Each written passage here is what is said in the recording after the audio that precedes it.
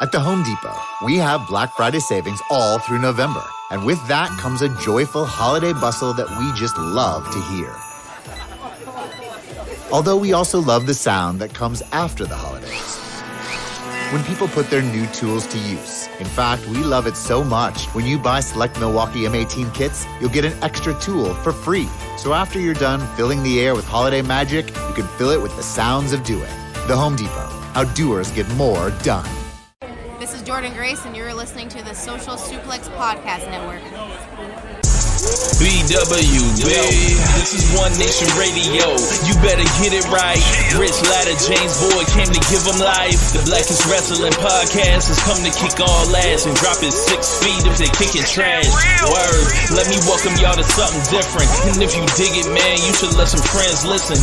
We be getting it in, this on the regular dude. Ravish and flow, but this shit rude. See, James don't rap, so I had to break it down. The whole network, man, we coming for the crown. Raps in the columns, I keep them both covered. Making the beats too, so the listeners can bump it. Hit us with the rating, yeah, I'm saying it's a 5. Before you hit it, talk, bob your head side to side. It's One Nation Radio, and this is the beginning. It's Rich, and I'm here with James. It's time to listen to One Nation. You got to unleash the power of the pyramid. This is Mike Sempervive from WrestlingObserver.com. Check me out on Wrestling Observer Live every day. And also check out your boys, Rich and James, on One Nation Radio. This is Kenny Omega. We're listening to One Nation Radio. Check it out, guys. These guys know what's up. Big Kenny Omega fans, that's all that counts to me. Goodbye and good night.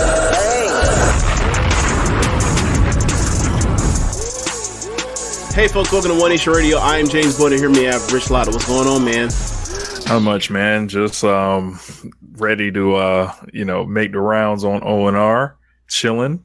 So with you, man? Not too much. Just finished actually Stardom's pay-per-view from Thursday. I got behind it really bad with a lot of wrestling. I haven't watched Battle Autumn at all yet.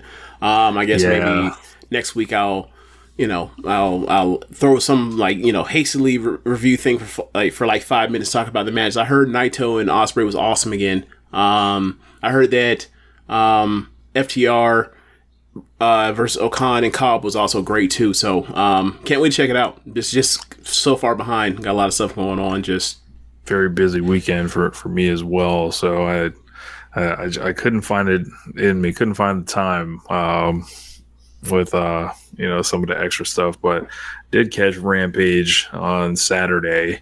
I also caught Dynamite, which is this was a wild show, to say the least. It was batshit insane. I described it as in a group chat. It was like a bad batshit insane show. And apparently, the finesser of the year, we got a question about that.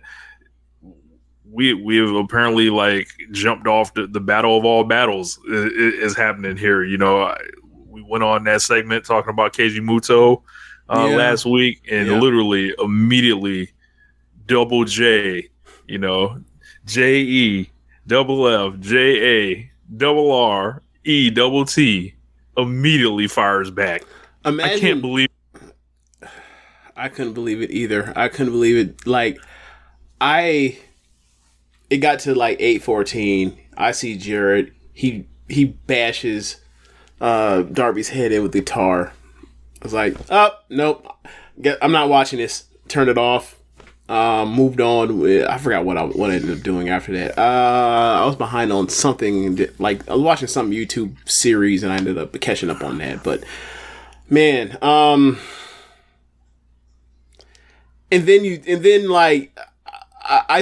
figured, whatever, I'll get around to it. So I ended up downloading a copy of it. Or I plan to download a copy of it. And then you end up messaging me saying that something happened in the second half of the show that made the show turn around. But you had sent me messages you were equally as mad as I was as what was happening the first few minutes of that show. We're not going to get into the details of what she said unless you want to divulge them to the fans, the listeners. But man, I was like, can I go public with this? because we were both highly unhappy with what we were watching. Yeah, man. I will wait until we get into the actual review to go into that's even better. My full thoughts on it. But let's begin with the mailbag. And it is just like let's see. We got a couple questions here. Shouts out to Bruce. Shout out to Brewhaven and Black Saber Jr. coming through. These are the times that when we put out questions, we need y'all to do y'all half on the show, so normally we just are, just inventors of creativity and of content. Some weeks, it's thin, it's dry, but Bruce Melsmone, he says, where the heck is this whole delete the elite thing going? So watching the first two video packages of it, it seems like they're headed towards them coming back and facing Death Triangle for the Trios belt. And given what is happening with Death Triangle and Pac just wanting to be evil again, and Ray Phoenix saying, I don't want to, it seems like that's a perfect way just to like, all right, there's a storyline reason for why like they can just get the belts right back and we can move on and basically pretend like we're acknowledging, so we're not pretending, but like we're basically gonna just move forward and just put those right back on them so they can be 2-time trios champs. Yeah, that's what I was thinking too. It's an easily explainable thing. Like there's dissension, they kind of cost themselves the belts. Yeah. Anytime you get to renew the greatest rivalry possibly in the history of the promotion, which is like the Elite versus Death Triangle, I'm with it. I'm sure they'll have killer matches they've always done. I can recall January. Has there been a Omega singles match versus any of those three that were less than 4.5 stars? No. Because I think the eliminator maybe match, 4.25. I think the eliminator match that Penta and Omega had was I think that was 4.5. Yeah. It usually works really well. Yeah. So I think it's kind of neat the way they're doing this, because all the segments are intriguing. The first week it was 15 seconds. This one it was 45 seconds. They showed the replay of the finish from Full Gear, and it was just like, oh my god, that crowd was like, they were going nuts during that. They showed a pin, then they showed someone actually deleting it out of Final Cut Pro, which is funny, and it's all right, so there's something happening, but I don't know if they do this where it's they come back at the pay-per-view, or they try to come back sometime before that. The pay-per-view is, I want to say, on the 19th, if I'm not mistaken. Sounds about right. It's something like that. Yeah, so they gotta, I think at this rate maybe you save it for the pay-per-view. Oh, is it? Is pay-per-view on a Saturday this year? I believe it is on a Sunday to avoid college football. Well, that's the case. Wait, what? I believe it's on a Sunday to avoid college football. Wouldn't it be on a Saturday to avoid the NFL? Right? NFL, yeah, right. Because I'm not sure. Let's take a look. It's either either way. It's either the 19th or the 20th. Yeah. If someone wants to look that up, I appreciate it. But yeah, man, I always love these scenes matches, so I'm into it. So yeah, I think they need to just flat out state they're the next up. I don't know if you can bring them out on TV yet, or if you want to save that for people that as a special thing for basically advertise a week out, they're going to be there, and that'll be the title match or whatever else, because it feels like they need something. It feels like if the Elite were not on this show, or if they're not building towards something special with them, or for them to be based the third build match, it feels like this show could not do well in pay-per-view buys compared to pay-per-views from the last 2 years. It just feels like we gonna see. We are definitely gonna see, because man, I got some thoughts. Like, I was looking at like a mock up of the whole Full Gear card, and what do you think? Of course, they dropped the tournament bracket and all that, and I was like, this feels lesser than. Like, yeah. You know, I'm looking at this bracket. I'm sorry, I haven't seen the bracket yet. Yeah, I'm looking at this bracket, and you know, the two people getting promo time going into it are Ethan Page and Ricky Starks. Good wrestlers. You know, they're both on opposite sides of the bracket. People are possibly thinking this is the finals of this thing, and I gotta say, James, I don't want that on pay-per-view. I gotta say, James, you look at 2 years ago's Eliminator finals. You know, you get Kenny Omega versus Hangman Page. Adam Page. Yeah. You get the next year, you get Bryan Danielson versus Miro. You know, then if I'm looking at Ethan Page versus Ricky Starks, I'm sorry, that just doesn't hold up. I don't care how many people are screaming at the top of their lungs for Ricky Starks to be the next world champion. Based off of what? I'd like to know, please. You know, do we have any like show stealing performances from this guy? Do we have any pay-per-view matches that just turned everyone's heads? Do we have like any history of popping any type of number anywhere?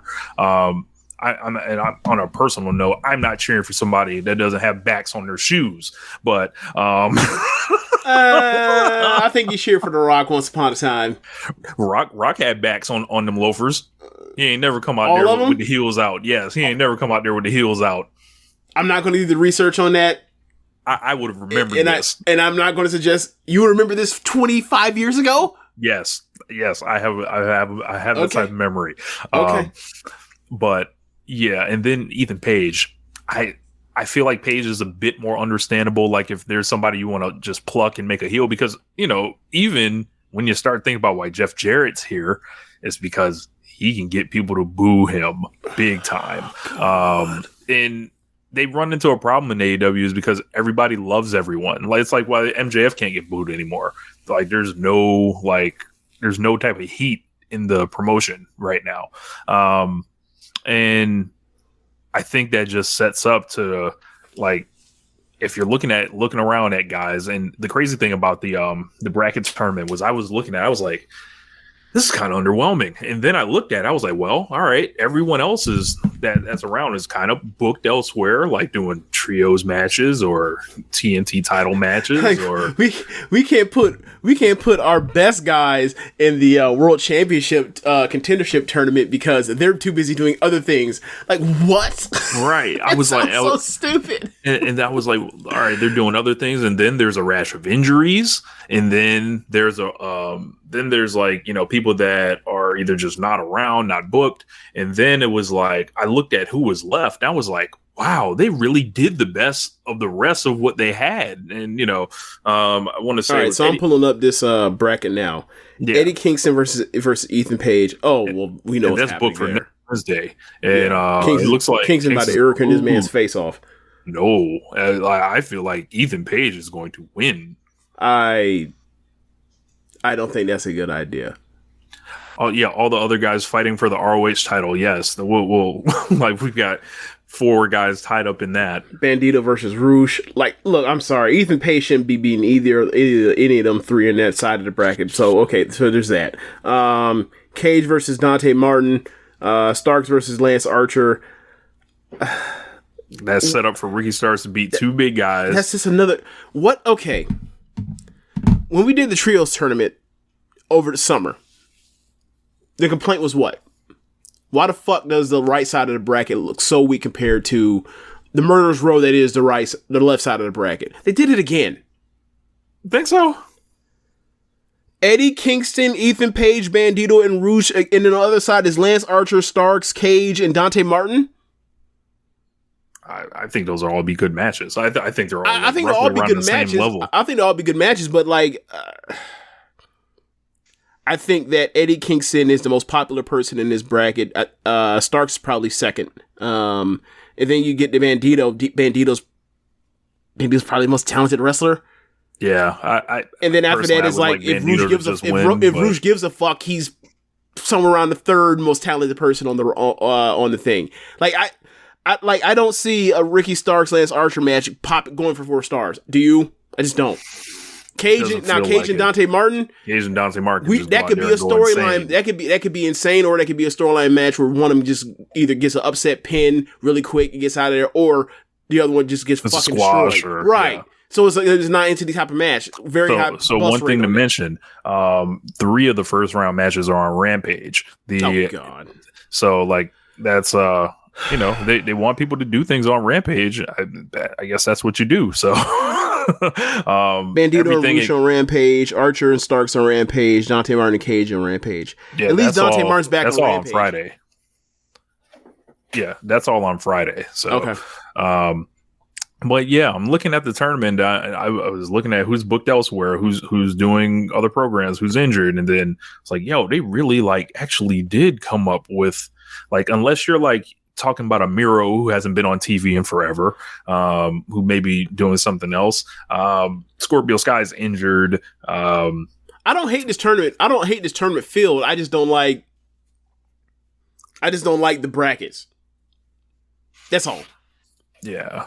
Yeah. I'm trying to project this thing, and I'm like, all right, so the winner of this is going to Winter Is Coming to fight the winner of Moxley and MJF. And I'm like, to lose. Not even a chance in name recognition. You think they got a shot in hell, right? Unless it's a situation where I don't know. If Moxley keeps it, I would think the person has a better chance. But it still feels like there's no way in hell. I would say that I think the belt's changing, but if Moxley were to keep it, I think that Kingston has to win and Kingston has to lose and then turn on him because it seems like he's going crazy, or at least he was last week. Something. I think that's the only path if you're a big Eddie Kingston fan, thinking is maybe Kingston goes and then he gets a shot at Winter Is Coming. But when I'm thinking about Winter Is Coming for anyone else, I'm like, yo, this is usually the highest kind of AEW title match, the highest caliber match that they book every year for the belt. Year 1 Kenny versus Mox, year 2 Hangman versus Bryan Danielson, and it's you're following in these footsteps and it just looks weaker. So I'm just you gotta try to get in the ballpark, I feel here, and maybe them going with new people isn't such a bad thing. But I feel like these people had to have been showing signs already. If Swerve was in this thing, I would feel like there's a flashing light over Swerve's head. But this is where the fucking, because you got the pay-per-view matches. Was Starks hurt? The stuff. after the match, he was off TV. Hobbs, he was off TV for a couple weeks. For personal reasons, someone said. So okay. But I don't know, man. It's I would have wanted to have been seeing signs for people, but we'll keep going. Let's see what else we got. Brewhaven says, inspired by a tweet I saw, how would you rate Triple H's first 100 days since he's as important as the US president or something? Fuck. Okay. I don't watch WWE. So I can't really give you a fair assessment. Now I'm going to try to now. So when it's wrong, I already told you on the front end. So don't come on the back end and say, well, you said, but what about, I already told you I don't really know. I think that the first 100 days of Raw and SmackDown and pay-per-views have been better than it was before he took over. Than the 100 days before he took over, absolutely. Do I think that is as good as it was when he was booking NXT? Hell, fuck no. The stuff I hear, the stuff I see, I am not nearly as impressed as when I was watching NXT from 2018 to beginning of 2020. I will say that I can't speak for Crown Jewel, did not watch it. But the Extreme Rules show and Clash at the Castle, those are good shows, or very good shows, or whatever you want to call them, that are stand out as far as being better than anything Vince would have decided to do. So if the idea is a Judge versus Vince, it's been absolutely a lot better. In a vacuum, I still think like Stardom and AEW have been better. Even with AEW being in a weird situation where they're missing, like, hey, where are the 3 of your like 5 or 6 top acts? Like, what the fuck? But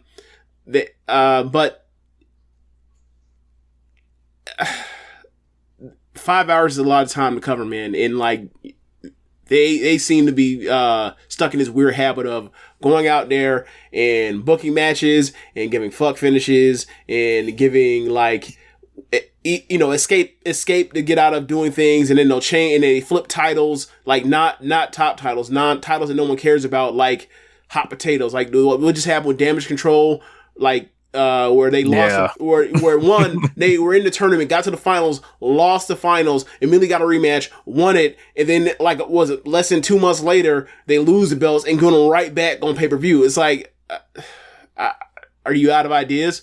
As far as like, I feel like, you know, the stuff they're doing with, for example, what they did with Riddle and Seth Rollins, I thought that was good. And then, you know, they had the match and they ended up bringing out, you know, they had the, you know, what do you call it? Fight pit, everything. And they had a very good match in that. And like the bloodline still seems to be going strong. Like they have, like booked the US title strong as hell, but like some of the returns they've had are like, they're like, they came in, the Monster Pops haven't done shit. Like Gargano hasn't done shit. And it seemed like he immediately was coming in to set up to do something with Austin Theory. Where's that? Where that though? Kevin Owens, he's been off TV for a few weeks. I don't know why he's off TV and don't know what's going on. I don't know. But like, here was a case that he wasn't booked on Saudi Arabia, so they didn't use him in this cycle. I mean, that makes sense. But then again, like Sami Zayn. So, right. So like, I mean, what was I going to say? I can't remember what my point was going to be, but like, it's in a vacuum, not impressed, but still way better than whatever Vince was doing. I just, something strange has happened with all this. Like the first couple weeks, my group chats were blowing up. I couldn't just have a nice Monday night in peace or a Friday night and being left alone until Rampage. It was going nuts. Everyone was going crazy for every return of Z level mid-carder that was happening. And, you know, the fact that they're saying wrestling on TV and like acknowledging that there's like another world outside of WWE on commentary at times. Right. All these crazy, as if they never watched NXT and watch Murrow go out here and like fucking just nerd drop as if he was Mike Tenay or Excalibur. Right. Or Ian Riccaboni. Yeah. You know, while I'm told it's a sin that Excalibur, you know, will tell you someone's history, this is apparently now accepted and loved. I'm like, all right. So like I said, I was hearing all these things the first couple weeks, you know, week 2, week 3, you know, and then all of a sudden, you know, the group chat started going silent. Yeah. You know, the group chat I would say that particularly after Clash at the Castle. Yeah. You know, after Clash at the Castle, it's just like, man, I thought it was Monday. Usually, you know, they're telling me, you know, what I'm missing. You know, I'm being a hater, you know, by not even responding and saying so. Like, I was getting all the accusations. You know, I was chilling doing me, you know, like Rocco back in the day. But I don't feel like it's a good sign. I've heard all the tropes of the fuck finishes, the 11-minute matches, the boring television. Some people will like it. I feel like their fan base is mobilized behind this. They have decided to make it a cause that you know that they like this. So. Not going to take it away from them. However, if you're asking me to evaluate this from afar, I'm not watching these shows every week. Y'all know that. I'm not doing it. I'm not seeing this product from afar that makes me feel like I need to A, jump in, B, be worried about it's about to just like be over for everyone else. Like I don't get that feeling at all. So they can keep bringing back, you know, Dexter Loomis and Shotzi Blackheart and you know, was Shotzi let go? She wasn't. They returned her recently. Yeah, they returned her recently. You know, you can bring. The Miz beat Johnny Gargano tonight. Okay. Thank you, Brewhaven, for saying that. They can bring back Karrion Kross and try to pretend he's a main eventer, but I'm not buying it. I don't see it.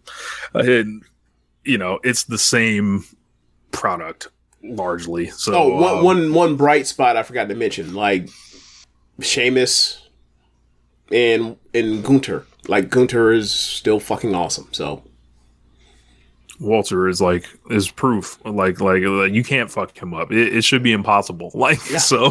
Yeah. Like if you were telling me he was going to fight Roman Reigns or something, that I might be interested in that. I would be interested in that. Yeah. So especially now that Roman's not wearing like the vest.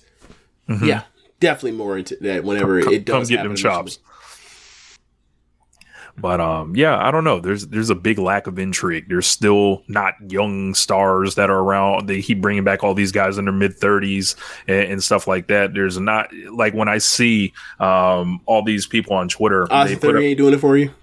He is not. And I have someone that keeps trying to convince me, and I keep forgetting about him every time that he's on the roster.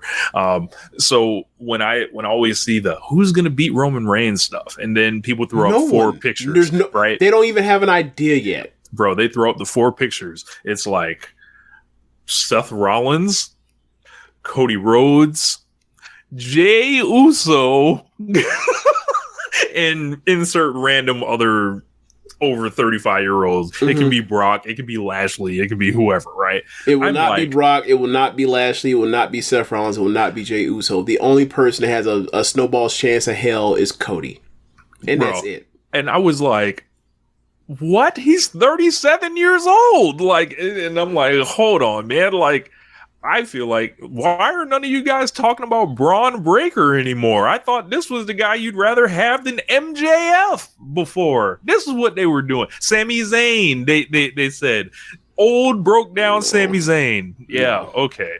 But I'm like, there's no pushing the button on, like you would think. I would think you would have already tried to bring some of the NXT people up, to, like the new ones, to try to mix in, but I guess if you're bringing out all the people that got like released in waves of cuts, then like there's no room to bring in anyone new. And also like Braun Breaker, like there are a lot of people this year that were like outside of the who did he have a match with? Was it Bate? Or was he had a Devlin? 3-way match recently with JD McDonough. Is the former Devlin's Jordan name Devlin. is yes, yeah. That's right. Yeah. And also Bate, I believe, is a 3-way match. And yeah, I heard that match was awesome. Yeah. So I'm like, if it's not that guy that everyone should be, I feel like that's the guy everyone should be championing. It's 2 of the very best wrestlers in the world in there with him. If it can't be an awesome match, then like, what the fuck are we even doing? Yeah. And then like, I don't think I look at Roman, right? And he's like older than Cena was when Cena was wrapping it up at this point, right? But I don't get the feeling like the average WWE fan, Cena was 35 at WrestleMania 28. Okay, so I think so think about a couple years after that, then 2014 he's like 37, and then like a couple years later, that 2017, I'm still here because you can't do your job. He's like 41 ish, right? Reigns is 37 ish, and this is like always when WWE starts thinking about their next whoever, right? Is going to lead them through. But I think they have a unique situation with Roman Reigns, to where his part-time schedule doesn't even matter at this point because he's so beloved within the WWE fan base. I don't think they even think about these natural pro wrestling things of like getting the next person ready. Who's the next megastar? If you got somebody that's staring 40 down, that's not that far away. Like, I don't think they want any person, but they don't want to be thinking about the future. They're riding with the bloodline, like the throwing the fingers up and stuff like that. So I just don't think you're right, and I just don't think like they want 10. Yes, in the comments they want 10 more years of community theater. Yes, I don't think there's 10 more years left. But what I will say is that like Roman may be the same age as John Cena, but as far as like the shelf life. Even though Cena's more charismatic and a better promo, all that, but like John Cena went from 2000, 2005 to 2000, let's say 15 or whatever else, like on top. Mm-hmm. I guess with this, I guess, you know, thinking about it from that perspective, like, when did Roman get on top, in your opinion? What year? 2016 or 15? I thought 15. Okay. So he still, in theory, has a few more years, even though the age is different. But, like, you know, also, Cena had more wear and tear up to that stage than Roman even did. Mm-hmm. I mean, and he got started a little bit quicker, and I would say this: at least Roman Reigns was on the roster in like 2012 when we could point and be like, "Oh yeah, there's somebody that might be there." But like in WWE, is it Seth Rollins? Is this what they're counting on? Like, no, it's definitely not Seth. They have I don't, how do I say this? They are using him to get other people over. That's the whole thing. That's his whole entire thing this year, is like, you're a made star. We'll send you out there to get other people over. So for Riddle, for Cody, that's been the whole thing, is to get these other guys that can, you know, be at the top of Raw or whatever else. That's the whole thing. Like, they are not using Seth in the way, like, they're using him almost like a Tanahashi. Let's say like a year ago. Mm-hmm. Yeah, and Brewhead brings it up. Yeah, Cody Rhodes is like 36, 37. He's still an outsider. They still have to prove it with me. That was like under Vince that he was getting all that stuff going as far as, I don't think his outlook is that good. I just think his outlook is better than the rest of that field that you mentioned. Oh, no, I was talking the comments. Yeah. Oh, okay. But yeah, with Cody, like, he has a built-in Royal Rumble story, right? But they could bring his ass out there and lose, like, quick. Don't get it twisted. Lose the Rumble or lose the match? Lose the match. You know, he can win the Rumble, and then that's definitely. Who do you think you were, Mr. AEW? That's what I think would be the most likely play. If I were going to do it, I'd have him go out there and win the Rumble. Everyone's super happy. Have Roman beat that ass, and then you have a story of, if need be, to where they could do it next year or whatever else, or whatever, or they can move on and whatever, or figure out whoever else. But like, I just don't think they actually really have a plan to figure out how, or who is next to beat Roman. I really don't think, and if they do, like, I don't think it's going to be by the Hollywood WrestleMania. I don't feel like it's fair to ask the who's going to beat the Roman question at this point, because largely my outset has been, don't even worry about that. Like, the last 2 years of this thing, because I've been like, it's about Roman Reigns beating the rest of the roster. This it's not is about Ace except he's as a heel. Yeah. But now, since it's been years and years, I think in the words of Quavo, wrap it up then. Like it's time. Do something interesting. Look, people really like this whole family descent thing with all of them, and for me, I'm just like, I see it, I'm just bad. I see the clips, and I'm like, I don't get it. Right? Because I think it's because we're just like, all right, they're already the champions. Is it going to lead to them crumbling from the inside? No. Okay. Is it going to lead to Roman or the Usos losing either one of the belts? No. Okay. Is it going to lead to like a breakout thing for anybody outside of maybe Solo Sikoa? No. Okay. Are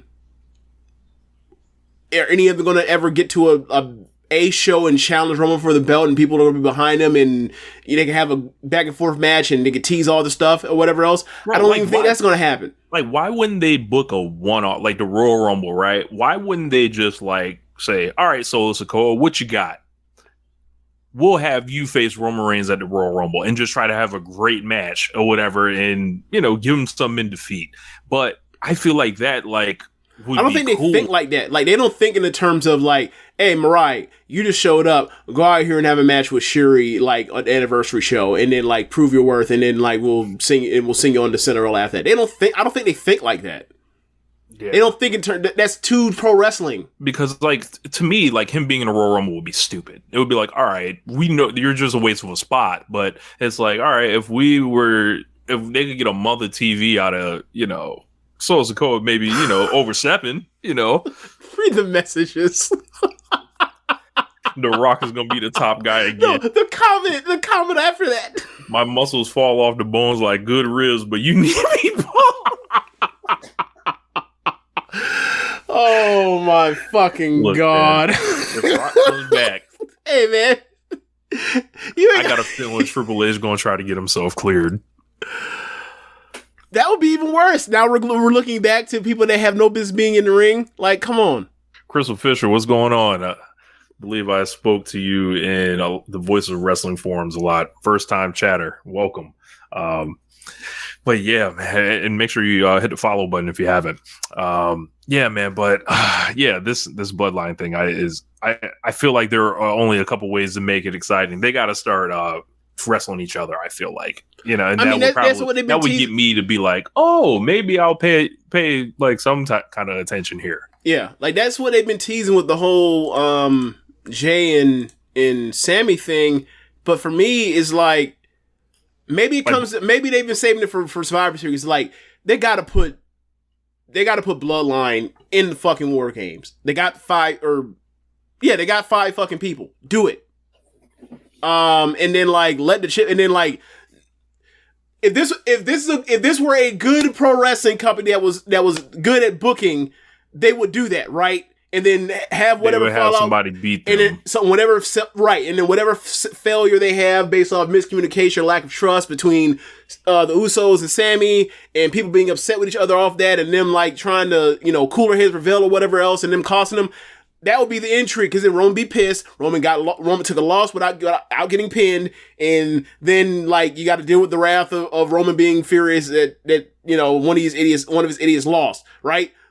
And then you go from there, and then you could get the Royal Rumble. But I don't know. That's what they should do. Will they do it? We'll see. I mean, they're on the poster. Yeah, some people saying it's just them on the poster. There's no one else. It's just them. There's no. I feel like they fucked up already, kind of with that because like they're telegraphing it. Well, no, like I feel like obviously the Bloodline's going to be in it, right? But it's like there should be an obvious opponent. There shouldn't be like this. We should have known before the end of like even Crown Jewel shouldn't have gotten in the way of like who the obvious opponent was for those guys. Like there's a rival unit or anything for them, but there's not, because they don't care about anybody else. They're about to just whip up this makeshift team. They're gonna stick like Drew McIntyre in there and Sheamus. They're gonna probably grab his group and then put one other person in and pretend it was all this thing. It's like, all right, and I think they beat down Sheamus's guys recently, if I'm not mistaken. But it's like, I feel like this should have been like Triple H should have been Bruisers and something. What's her name again? I forgot. Brawling Brutes. That's Triple what H it is. Should have been setting the wheels in motion for this the day he got in office, I feel like. But other agendas. Gotta plan, Bailey's terrible group. You gotta book for that, So Black Sabre Jr., he said, who are you guys' front runners for the 2022 Jeff Jarrett Finesser of the Year award winner? I feel like this is a perfect segment. Yeah, man. It's Keiji Muto and Jeff Jarrett, and with like Carl Anderson being a distant third. And I'm sure there's more people to think of. Yeah, there's probably more people. But these two guys are running it up in levels that are rarely seen. They've got the combo of doing a lot of things. They've got being old, figuring it out, continuing to find ways to get money out of companies, and what Jeff Jarrett has in his case is like doing a good job at one company, kind of, and like just kind of being there while it was all going, and then being able to use that to spring into an office job in AEW, which, I'm hearing these things about the AEW schedule possibly opening up a little more. Wouldn't be the worst thing to have Jeff Jarrett around. Like, I have no, I don't know what the word. I have no misforgivings like about him having a backstage job. I sign Double J. Everybody loves him. So I don't mind him being backstage, but he's not just backstage. He's on fucking camera. There you go. And Double J immediately, bro. Double J went from GCW to Ric Flair's last match, or GCW to AAA to NWA, I believe, to to Ric Flair's last match, to SummerSlam, to AEW. What? Like, this man is triple double no assisted this this thing, and while doing multiple corporate jobs on top of that. I don't like SummerSlam was the weekend of Jarrett, and then Keiji Muto. Where can one begin? This man has WWE and AEW sending him wrestlers for his retirement matches. This man got to go to fucking Arthur Ashe Stadium. This man did all that foolishness of not losing the GHC or losing those tag team belts he had. The stuff like regarding Kaito Kiyomiya where finally fucking loses to him, but like not really like. Well, he loses to him because like the guy that was because Kaito, who was already a one-time champion, is going to like get his ace run by basically becoming Muto. Like he's going to do the Dragon Screw Leg Whip, he's going to do the Moonsault, he's going to do the Shining Wizards, and he's going to do the Too Sweet, and like James, he got a Wrestle Kingdom main event earlier this year. Yes, he got a Wrestle Kingdom main event. We got to put quotations around that because that was night 3 and was one in the Dome. That shit was where was that? Saitama? I think it was Saitama Super Arena, I believe. Okay, yeah. It's just like I think I'm more impressed with the Muto thing because like you got different countries getting involved and like there's no you got different countries with Double J. You got Mexico. Look, man. Well, he normally goes there. I think I'll say that. I think that Jarrett is how do I say this? I think that Jarrett is he's been around so long that like you look at people to help do these sorts of things. Like there's only a handful, right? When people talk about like, all right, when Bischoff and Heyman got Raw and SmackDown, right? A few years ago, it's like, well, who else runs this shit? Who else has any experience to do it, right? And then we were talking about the EVPs. We were talking about Cody and Matt Jackson and Nick Jackson and Kenny Omega, and like they possibly would be the guys potentially if this shit even goes bad or whatever else. That like they're gonna have opportunities afforded to them in the future because they're gonna actually be put in the chair or whatever else to some extent. Like so Jared with all the TNA shit for all these years, like people are always gonna be like he's always gonna be on the get a phone call to come in to do X, Y, or Z all the goddamn time. Much to my chagrin. But like Muto is just like they're calling him and like he when was the last time he wrestled in this country? Besides G1 Supercard, when was the last time he wrestled in this country? Oh, man, someone's got to break out a cage match. For I'm about to pull up the cage match. Hold on. Yeah, like this is. I hope there's an absolute war zone in this voting. I have not decided who I'm going to vote for yet. I think that Jarrett will win because more people are like up on what's going on with him than the Muto thing. But if you fucking knew, I think Muto will win because like we still don't even know if he's actually retiring when he gets to his last date. Solid point. It's just ridiculous. We don't really actually trust he's going to leave it alone. Like I shit you not. I looked through my phone from like Wrestle Kingdom 14 from like the Liger retirement stuff, right? There's a GIF or not a GIF, like there was a thing of Liger talking and he was saying that like he's like, this is my last match, but Muto told me I can come back whenever. Yep. Like, bro, what?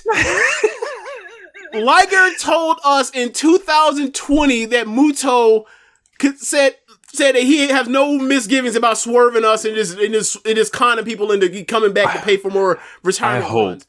I hope. And then lo and behold, he fucking does it.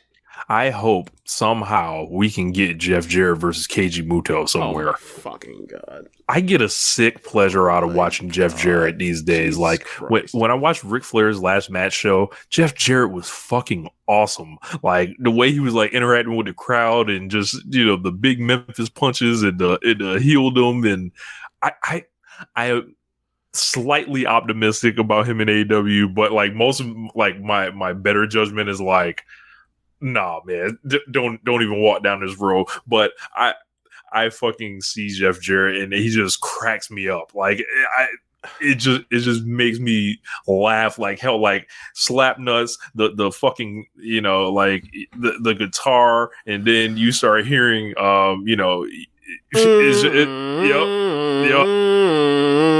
so fucking. I've never seen somebody contribute like so little and keep getting these many opportunities. Like he is my world. Like I'm trying to think who is like the NFL head coach that keeps getting hired to like 5 stops and like never Jeff Fisher. A Tennessee Titan, a Jeff but that's Fisher. That's individual? 2 jobs. That's 2 jobs. Not like he's getting Kiffin? jobs over and over and over. Ooh. But Lane's good in college football though.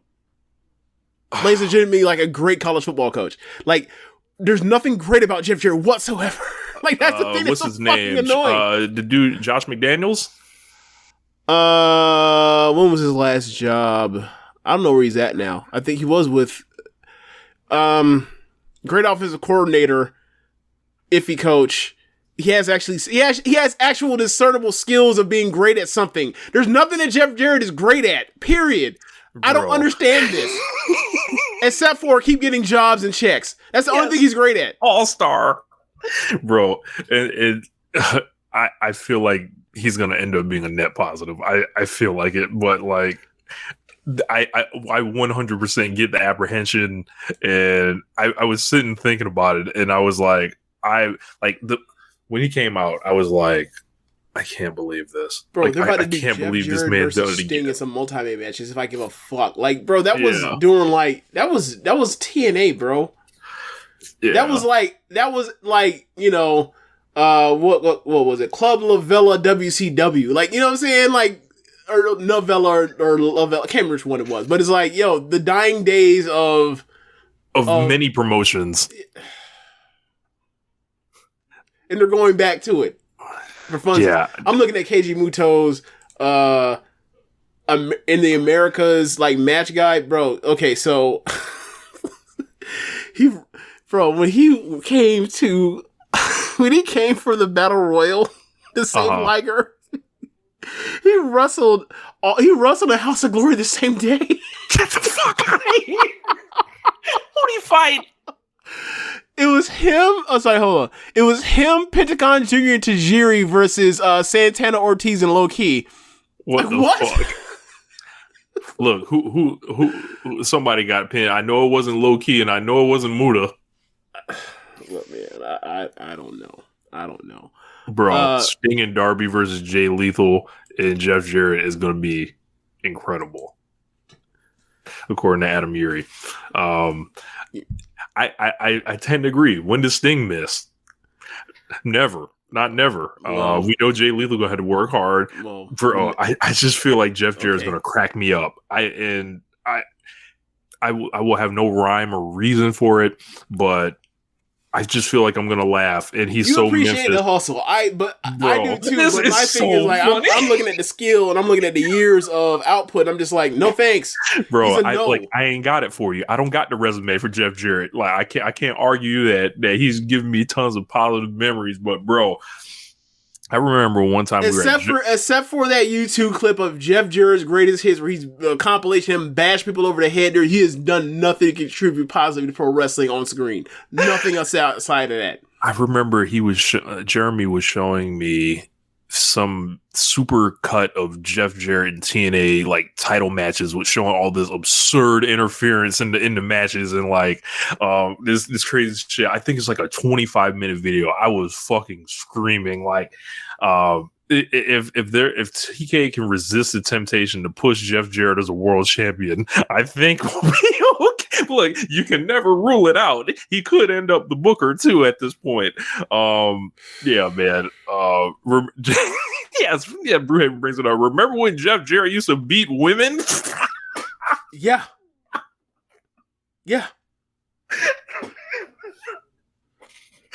Yeah. Like, wait. When he was like bashing Mae Young and Moolah over the head with chairs or sorry, with guitars, was that WC? That was WWE. No, that was WWE. That 98? That was 98. That was 99. That was 99? Okay. Yep. Because, I mean, he also bashed women over the head in WCW, too. True. Yeah. Yeah. Bro. And then, like, when I saw him at AAA, the first Triple Mania this year, like, he comes out and he's like, he cuts all of the JBL-ish racist shit. And I'm just like, bro, like. Basura. Like, it's cool. He gets heat. Will anybody tune in to fucking watch it? No. Okay. Can we get past that now that he gets heat?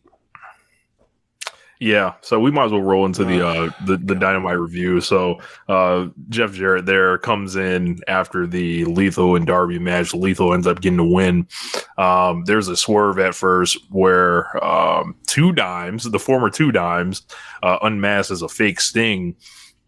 Crowd looks at this and they're like you could have heard like I don't know what you could have heard drop, but it was literally anything under the sun. You could have heard a fucking pin drop. Nobody knows who this guy is, but the sick pleasure of Two Dimes being there while Jeff Jarrett shows up. Jarrett has finally drawn dimes. Oh, get the fuck out.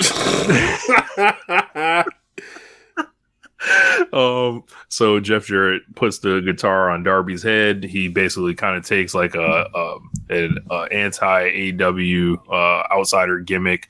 He's standing with a bunch of guys that used to be in TNA. It feels like there's a couple of ways they can take this. He's but cutting promos. He's throwing shots at people like Shivani and everyone in the back he has a whole history with, and then he's throwing shots at people apparently in the production truck. And I'm just like, I don't care. And I was like, he spent a lot of time saying not too much, and like they gave him plenty of time to say whatever he wanted. It like he was out there just eating up minutes. I was like, okay, great. First promo in the company, and you just filibustering, wasting time. Awesome.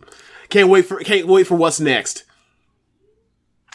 Yeah, man. It was like so let people know. I turned off the show live Dynamite when I saw Jarrett bash Darby's head in with the chair. The last outlaw. So today, I watched Dynamite. So I had to pick up from leaving off from the chair bashing or the guitar bashing, and I watched that promo. I was like, if I had like fought through it, the disgust of seeing Jarrett on AEW, and I heard that promo, I would have turned it off then too. Like, this is bullshit, man. Like, what are we doing? There was a huge dive in this match where Darby dove directly into Satnam Singh, and Satnam Singh didn't move. That shit was insane. Yeah. And because of that, like, Bryce Rosenberg threw out Dutton Singh, and I was like, he just sat there, like, what the fuck? He didn't do anything. That's Darby's fault. So they played My World when he was done. Yeah, I don't know what motivated this. We already got like the ROH Won't Die revival series going on. It feels like I'm watching more Ring of Honor than I am watching AEW right now, especially this episode. Same. Are they going to have the TNA revival troupe as well here? Oh my God. Breaking news. I can't believe what I'm reading right now. I can't believe that the person that motherfuckers are putting Booker of the Year graphics on booked Austin Theory to cash in Money in the Bank, not on the world champion, not on the Universal champion, not even the NXT champion, but the US champion, and he failed. fire him. I got nothing here. I got nothing. They wasted this briefcase, bro. They have no fucking plan, James. None. Chat, y'all hear me? They have no fucking plan of what to do with the briefcase, because the briefcase is fucking dumb, for one, which I've been calling to abolish for years because of bullshit like this, because they don't want to commit to anyone but Roman Reigns. If they don't want to commit to anyone but Roman Reigns, this shit shouldn't even fucking exist. Get rid of Money in the Bank. They don't know what to do with it. They Unbelievable. This is such an easy thing to do. Like, you build up a top heel and he fucking wins it. And then he fucking wins, cheats and wins with the fucking thing, and then you can go from there. Or you build up a baby face that, like, you think people won't buy or whatever else, but you can make a short-term champion to transition to something else, and they keep fucking this up. When was the last good Money in the Bank winner?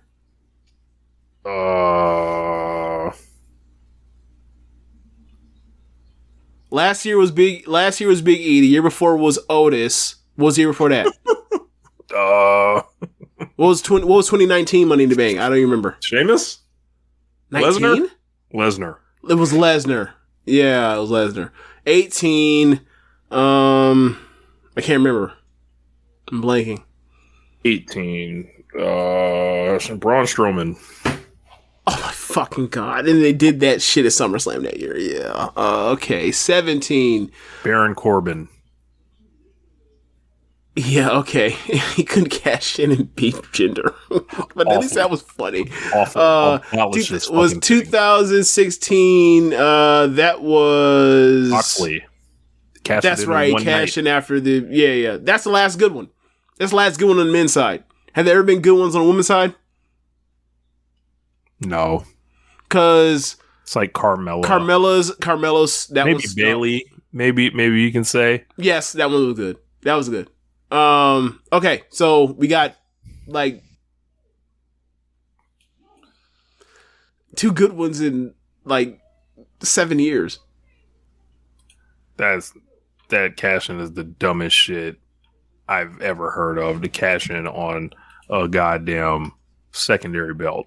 That Sheamus at 15, that sucked. The Mickey Mouse Booker, unbelievable.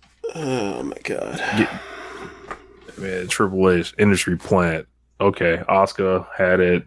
Nikki Cross, Liv Morgan. Jesus Christ, that thing went off. Liv sucked. Nikki sucked. Asuka won Money in the Bank, but she won the title because Becky announced she was pregnant, so she had to release the title. The Alexa one. Or Bailey, yeah, literally, like, the only good women's one they've had is Bailey. Boy. It's almost like they shouldn't have it. So, up next, we got Jon Moxley versus Lee Moriarty. There was a promo before the match. Moxley cut a promo saying Lee was in contention to be in the BCC, but they stood back from recruiting him because he didn't have the violent intent just yet. Moxley said if he had revenge boiling in his body, their match was the perfect time to let it out because he wanted nothing more but for Moriarty to be violent. I then fell asleep on this match.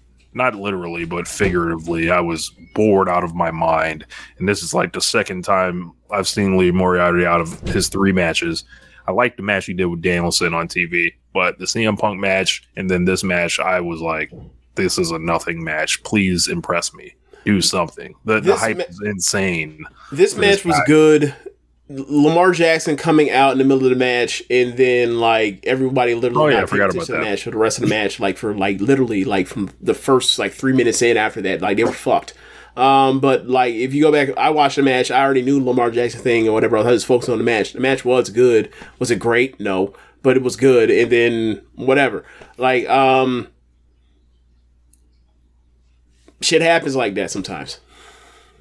Yeah. Mox wins by pinfall. Ethan Page attacked Moxley after the match. They put the title on Mox after, so they're trying to give you the foreshadow with Ethan Page, something like that. So we had Saraya. She said she was going to, or Saraya, she was going to do a sit down with Britt, but Britt said she's not going to show. The only person she does interviews with is Shivani. Or she said that later, but he said that later. Yeah. Then Saraya said he told Renee she's got to announce if she's going to make next week, but she's going to make it after consulting with one more doctor. They did Billy Gunn in his birthday bash, the daddy ass birthday bash. He got his foam scissor hands, so the hand was wrapped up from when Swerve fucked it up. Yeah, there were people asking me if I was holding the camera for Swerve, and I do not take kindly to these accusations. So shouts out to Frank Leone, subscribing for 6 months. Yes, what's up, Frankie? So after that, the Gun Club comes out after this whole thing. This is like one long DX segment.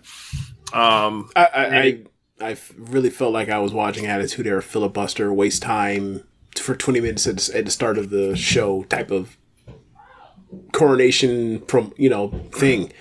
Yep. It was like the, how do I say this? It wasn't like it was bad, but it was like the most boring version of like not This Is Your Life, but the Festival of Friendship. It felt kind of like that, except you knew no one was turning. Like just props and scissors and stuff, and like they made a joke about Billy Gunn not showing up to the Raw anniversary thing or DX anniversary on Raw a few weeks ago, and he did the suck it thing, and it was like, why did I rewatch this? Like, or why did I start this back up? Like, what? I could be watching New Japan. I could be watching Battle Autumn. Then Gun Club, as you mentioned, As Boys came out, and FTR chased him, or even the odds made like everyone clear out. Morrissey came out, and FTR. Then Britt was interviewed by Tony Schiavone. And she said she'll be in action on Friday because her and Jamie Hayter were the best women's tag team in the world. I whistled. She said that literally. I was like, "Ooh, why would you even? Why? Why even mention that?"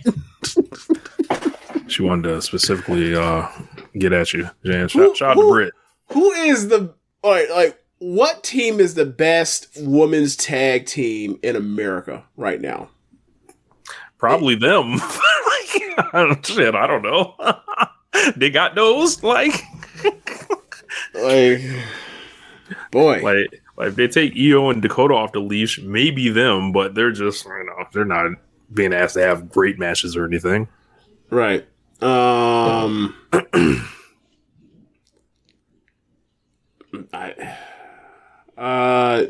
Impact has a women's tag division, right? They used to, at least last year they had one. Yeah, they did. I don't know what happened to it. I don't hear anything about them. Yeah. They cut to Regal. He said that MJF got a long way to go before he's able to beat Moxley. MJF's off this whole show selling the ass whooping from last week that had me scratching my head. After that, we got the ROH World Championship and a entry in the Book of Nastiness authored by Tony Khan.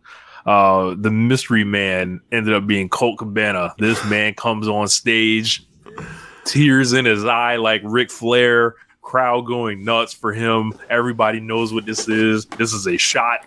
This is a message. This is a statement. And I'm seeing Chris Jericho in the ring, and I'm like, which one of y'all was it? Who decided to do this? I was thinking it was a Jericho fuck you, but apparently this is a TK thing. This was said to have boosted the morale in the locker room. Everybody loves Colt Cabana. Yeah. The guys on Twitter, man back.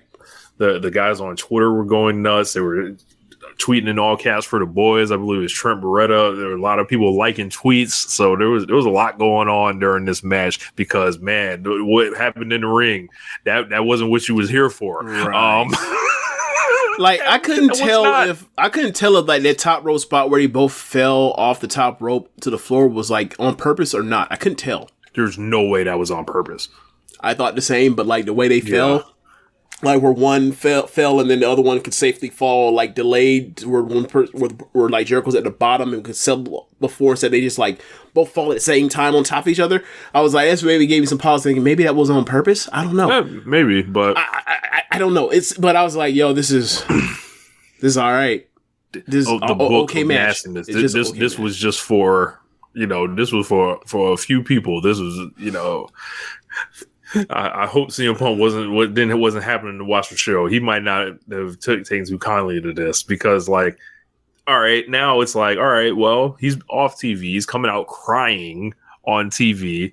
There seems to be some type of insinuation that why was this man gone all this time? And then the second CM Punk's gone, Colt Cabana's back. Even if it's not the case, what do the optics look like? And that's been my overarching stance on a lot of this stuff. Like it's like, all right, Punk doesn't necessarily need to know that the Young Bucks are like maybe talking to the dirt sheets. Like the Bucks don't actually have to be talking to the dirt sheets. Just like, the Bucks don't need like, or whoever, anyone can look at this and be like, well, where's Colt Cabana? He's not here anymore. Especially like when CM Punk's homeboy gets a agent job while Colt Cabana is out doing Young Rock for 4 months. And then it's like, who is he? You start putting he actually played a Brooklyn Brawler. He played Lombardi. And it looks great, bro. It looks great. He has the ripped shirt and shit, bro. Isn't he way bigger than the actors? Probably, yeah. But yeah, like it's like a lot of things like where get the check, whatever, Colt, whatever, right, man. All right, get the check. Got to. Becky was on there this week. I heard that she was Cyndi Lauper. Yes, it was fucking hilarious. Because she had to put on that accent. Yep. Like I want them to go full Marty McFly zone with Young Rock from this point forward. Yeah, Brewhaven says that the idea that it's only the elite that could have talked to the sheets is high comedy. Yeah, some of those Wrestling Observer paragraphs look like they should be authored with CJ on them. But yeah, I think maybe Punk felt like he and Jericho had have a respect for each other, where like that wouldn't happen. And I got to tell you, no, like I don't know how close CM Punk and Jericho ever were, but they were never as close as Jericho and Dave Meltzer. No, absolutely the fuck not. Yeah. So while Colt was in there, this was a fun time on Twitter. So that's what it pays to live tweet some of this stuff. But Jericho wins, shiny ROH belt. Then we had the AEW All Atlantic Championship match. We'll talk about the beatdown stuff. Oh, who did they whoop after this? I can't remember. Like basically, they go to the top of the ramp. Oh yeah, and they go pick up Riccaboni. They go pick up Riccaboni, and then Cesaro makes a save because they were about to bash Riccaboni. They took Riccaboni's glasses, or Jericho did, and put them on his face and made a dork face. And he's about to bash him with the belt.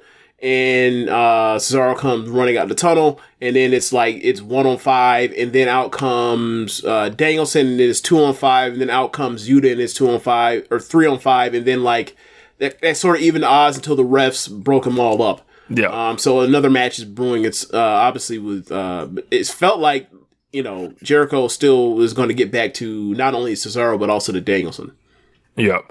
And then that led to on Rampage, they ended up making a match for the Full Gear show. It's Jericho defending against Danielson, Claudio Castagnoli, and Sammy Guevara. So it was Jericho's idea he's like, it doesn't seem pretty fair, so I'm going to have one of my guys in there. And then he cut a condescending promo on Sammy Guevara. So basically saying, you might call him my little buddy, and say he'll do what needs to be done once we eliminate those people. So, we'll see. Well, you already know what's going to happen. At some point in that match, Sammy's going to schoolboy that man and and Jericho's going to kick out at 2 and be like, what the fuck? Yeah. There's a clip somewhere of like Azumi like before Io left, and like they happened to throw a match, and like shit was hilarious. I gotta go find it, but yeah, like it's just always funny. It's like, bro, like I thought we was now you're gonna screw me now. Okay. You got to do it like Shawn Michaels off the rip. The bell got a ring and then just hit super kick Cena, right? He super kick Cena, or he super kick Triple H. Oh, so you get to Cena. Yep. That's right. And the Cena made the face like, what? Yeah. So there is a match booked for next week. It's Sammy versus Danielson, a rematch, and it's 2 out of 3 falls. So why do you think they went with that? Is it to get Sammy a win to give him credibility, you think? It's like a one-up thing, I think, with the Garcia thing, maybe. Okay. Yeah. But yeah, but Garcia won the first match with Danielson. Danielson beat Guevara. Yeah, I don't know. Like, is Sammy going to win this match? Could. He should. Yeah, he could. He wants to prove himself. So, but they'll do a fuck. Obviously they'll both win each fall. Then like they'll have one of the JSA dudes like screw Danielson somehow. Yeah, something like that. Yeah. But at least that's what they should do because they got to get Guevara some credibility. Wins, Jesus. 3-way match with OC, Luchasaurus, and Phoenix. This was fun. This was all over the place. Yeah. Jungle Boy ended up coming back midway through the match, and as he was going to beat up Orange Cassidy, but he hit Luchasaurus with a chair and knocked him through a table off the stage area. So it was good to see the Jungle Boy back. Then that ended up breaking down to Orange Cassidy and Phoenix in the middle.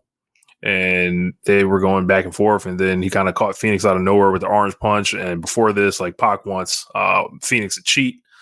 Phoenix ain't really with the cheating stuff because he's an honorable man. He decides not to use the hammer like Gallagher, and he basically ends up losing, catches the orange punch. Winner and still champion, Orange Cassidy. After that, Pac was out there. He's still pissed. Anytime he sees Orange Cassidy, it's on site. But all of a sudden we start hearing those pianos that and then at this point I'm like, all right, man, what the fuck's going on here? Like, I'm like, there's no clue that Shibata's fucking coming here or anything. And I'm like, bro, that's Shibata's music. What the fuck is happening? And then Shibata fucking comes out. I'm like, why is he here? Like, this show is insane. Like, we've seen Jeff Jarrett, we've seen fucking Colt Cabana, we've seen fucking Katsuri Shibata, and it don't stop. Like, it's still gonna like get ridiculous to come. Shibata comes out, saves him. And then it was like, yeah, the winner of this match gets his dream match on Friday, the All Atlantic City Dream Match. And then Katsuri Shibata accepts the challenge of Orange Cassidy, and a match is made. Yeah, so I have not watched the Shibata Orange Cassidy match yet because I was up against it. I already know the result, and I'll watch it when I get it. Probably tonight once I'm done uploading the show, but. I know at least there's like the thing of, all right, well, apparently Shibata just likes the Orange Cassidy dude in kayfabe because he already made a save for him at Forbidden Door. This is him making another save, and then you get the match or whatever else. So that's fine. But it just always is funny to me, like, you hear Shibata's music, and the crowd pops, and it's like, I thought y'all told me that that they don't know these Japanese motherfuckers. This is a motherfucker that has not that hadn't wrestled between this year and 2017. You know what I'm saying? Like, and here you go. Like, this is like his third match in 5 years. Some shit like that. Lasso cap. Unloading the cap. Someone says Shibata's music sound like No Scrubs by TLC. It is. I can see the. I don't think it's the same. I don't think it's the same key. But I see why people are like, it's similar. I can see that. So after that, Swerve is backstage with Tony Schiavone and Rick Ross. I'm like, I didn't know Rick Ross would immediately follow up Katsuri Shibata. So like at this point, like I'm all the way off the fucking rails. At this point, I'm sitting here and we're gonna talk about it. Like I'm waiting for fucking Marina Shafir's theme to come on and shit, and I'm just like seeing all this crazy shit happen. I'm like, huh? And then Rick Ross submits like the cameo of a lifetime here. Look, This was fucking excellent. I don't know. Look, you go through it. At the end, I'll give you my thoughts on it. So Swerve is here with Rick Ross. Shivani's trying to basically lure him into some trap questions. Rick Ross wants to be positive. He doesn't want to think about all that. They're trying to celebrate. They said Swerve's going to be the biggest recording artist, and Ross going to make sure of it. There's champagne. All of a sudden, Keith Lee comes in, and he's talking to Ross, and I'm seeing Rick Ross and Keith Lee, and I'm just like, this is absurd. And Keith Lee's like, what happened last week, and all this stuff, and it was like, basically, he drops the line and he's like, accusations, false accusations. And it's incredible. Twitter lights up immediately. And he's just talking about being the best in the world. And I'm like, bro, Rick Ross feels so overdue for like when I saw Gates in wrestling, I was like, oh yeah, Kevin Gates, perfect for wrestling. Because he's the all-time capper. Yes. Rick Ross should be on the page. Like, he should be someone that Tony Khan can call at any time to show up, to be like, hey man, are you near us this week? Come through. We'll put you on TV for 20 seconds. Bro, I had already knew about the stuff, the accusations, clip, and all that kind of stuff. Y'all didn't tell me about all the other stuff he did, and it's like 30 and like minute and a half thing backstage that was awesome. And he's like, he's an incredible. He's manipulative. He's charming. Or I don't know if he's charming. Not actually the word. Like, he's like so obviously manipulative. And like it's like hilarious, and he's having the time of his life. Like, I've always wanted to be on fucking wrestling. That's the game. That's the opinion, or like the vibe he gave. Like, I've been trying to do this shit for years. Like, if I want to be a wrestler, and then like I just did the rap shit because it's all next thing over. Like, it ain't nothing lying. I just go ahead and lie. I've been doing this to Acclaim for 15 years. I did not ask, but this thing, I feel like this was one take. I feel like this is just Rick Ross in his natural habitat. I don't think Ross needed several tries to figure this out. This felt like the authentic Ross. A Star is Born. Unbelievable. He, just like you said, like for me, after I saw that, I was like, he is welcome back at any time or any professional wrestling American thing that's going on. Like, fuck it, send him to Japan too. Like, what?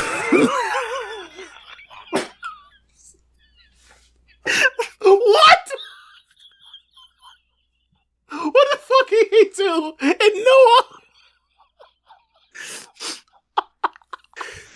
Like this, Nakajima. Oh my god.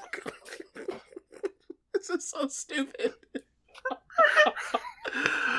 Like, the idea of him going to Japan to do what he does, like that he did here, there, it doesn't help any Japanese company. People be like, what's he saying? I don't understand. It never grows.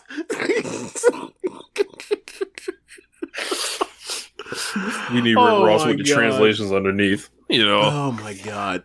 Yeah, man, it was fantastic. And like, yeah, like, he needs to come back. Like, I know Mike Tyson is coming back, or came back, but like, yeah, he needs to be someone that's on AEW television like every 6 months.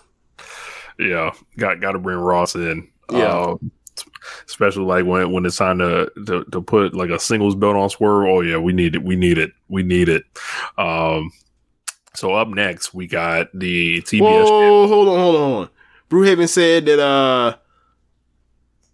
Oh, okay, never mind. Check his section. Rick Ross built for wrestling. No, above that. Oh, okay. Rick Ross is Shivani the champagne. Shivani should not drink the champagne. You didn't even know it. Yeah, he did say that. Yeah.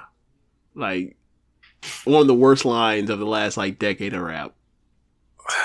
Yeah.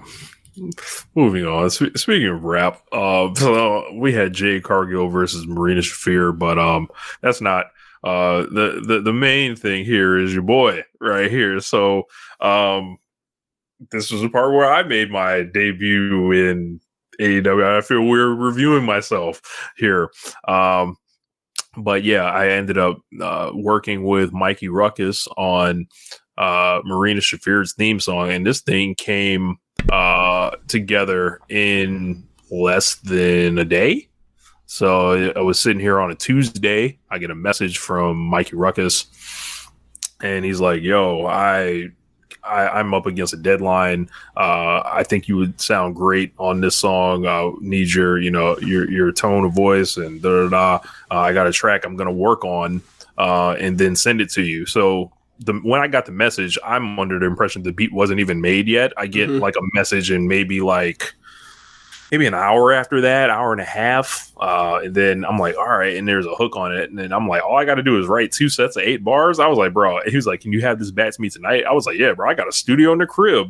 I was like, I'll have this shit back to you ASAP. So I get it back to him within 2 hours of him sending it to me. Cause the whole shit wants to go slow, sometimes, but, it was real fun writing it and working on it. I felt honored, that he wanted me to jump on it. And at first I was like, I had got some parameters for it. I was like, man, so what am I going to rap about? But he made it real easy, with the concept. He was like, yeah, you don't have to mention Marina or anything like that. It was just thinking about the hook on the song is you got 99 answers but can't solve one problem, and just kind of invert that it's Jay-Z 99 problems. So ripped it. Seems like it got a very positive reception online.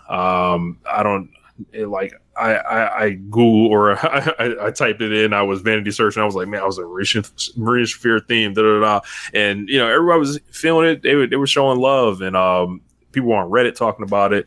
The YouTube video is doing really well, with it. So that was something I've always wanted to do. Very happy that it went over well, and I hope I see Maria Shafir some more because then you guys will hear the song more on the show. James, did you catch the song, or were you speeding through the entrances? You had sent me the song beforehand, so I'd already heard it. But I don't know if I hadn't heard the song or whatever else, or if I hadn't known you, if I would have been as into it or whatever else. But I like the hook when I heard it. I like your verses and everything. It's a good song. It's just I don't know,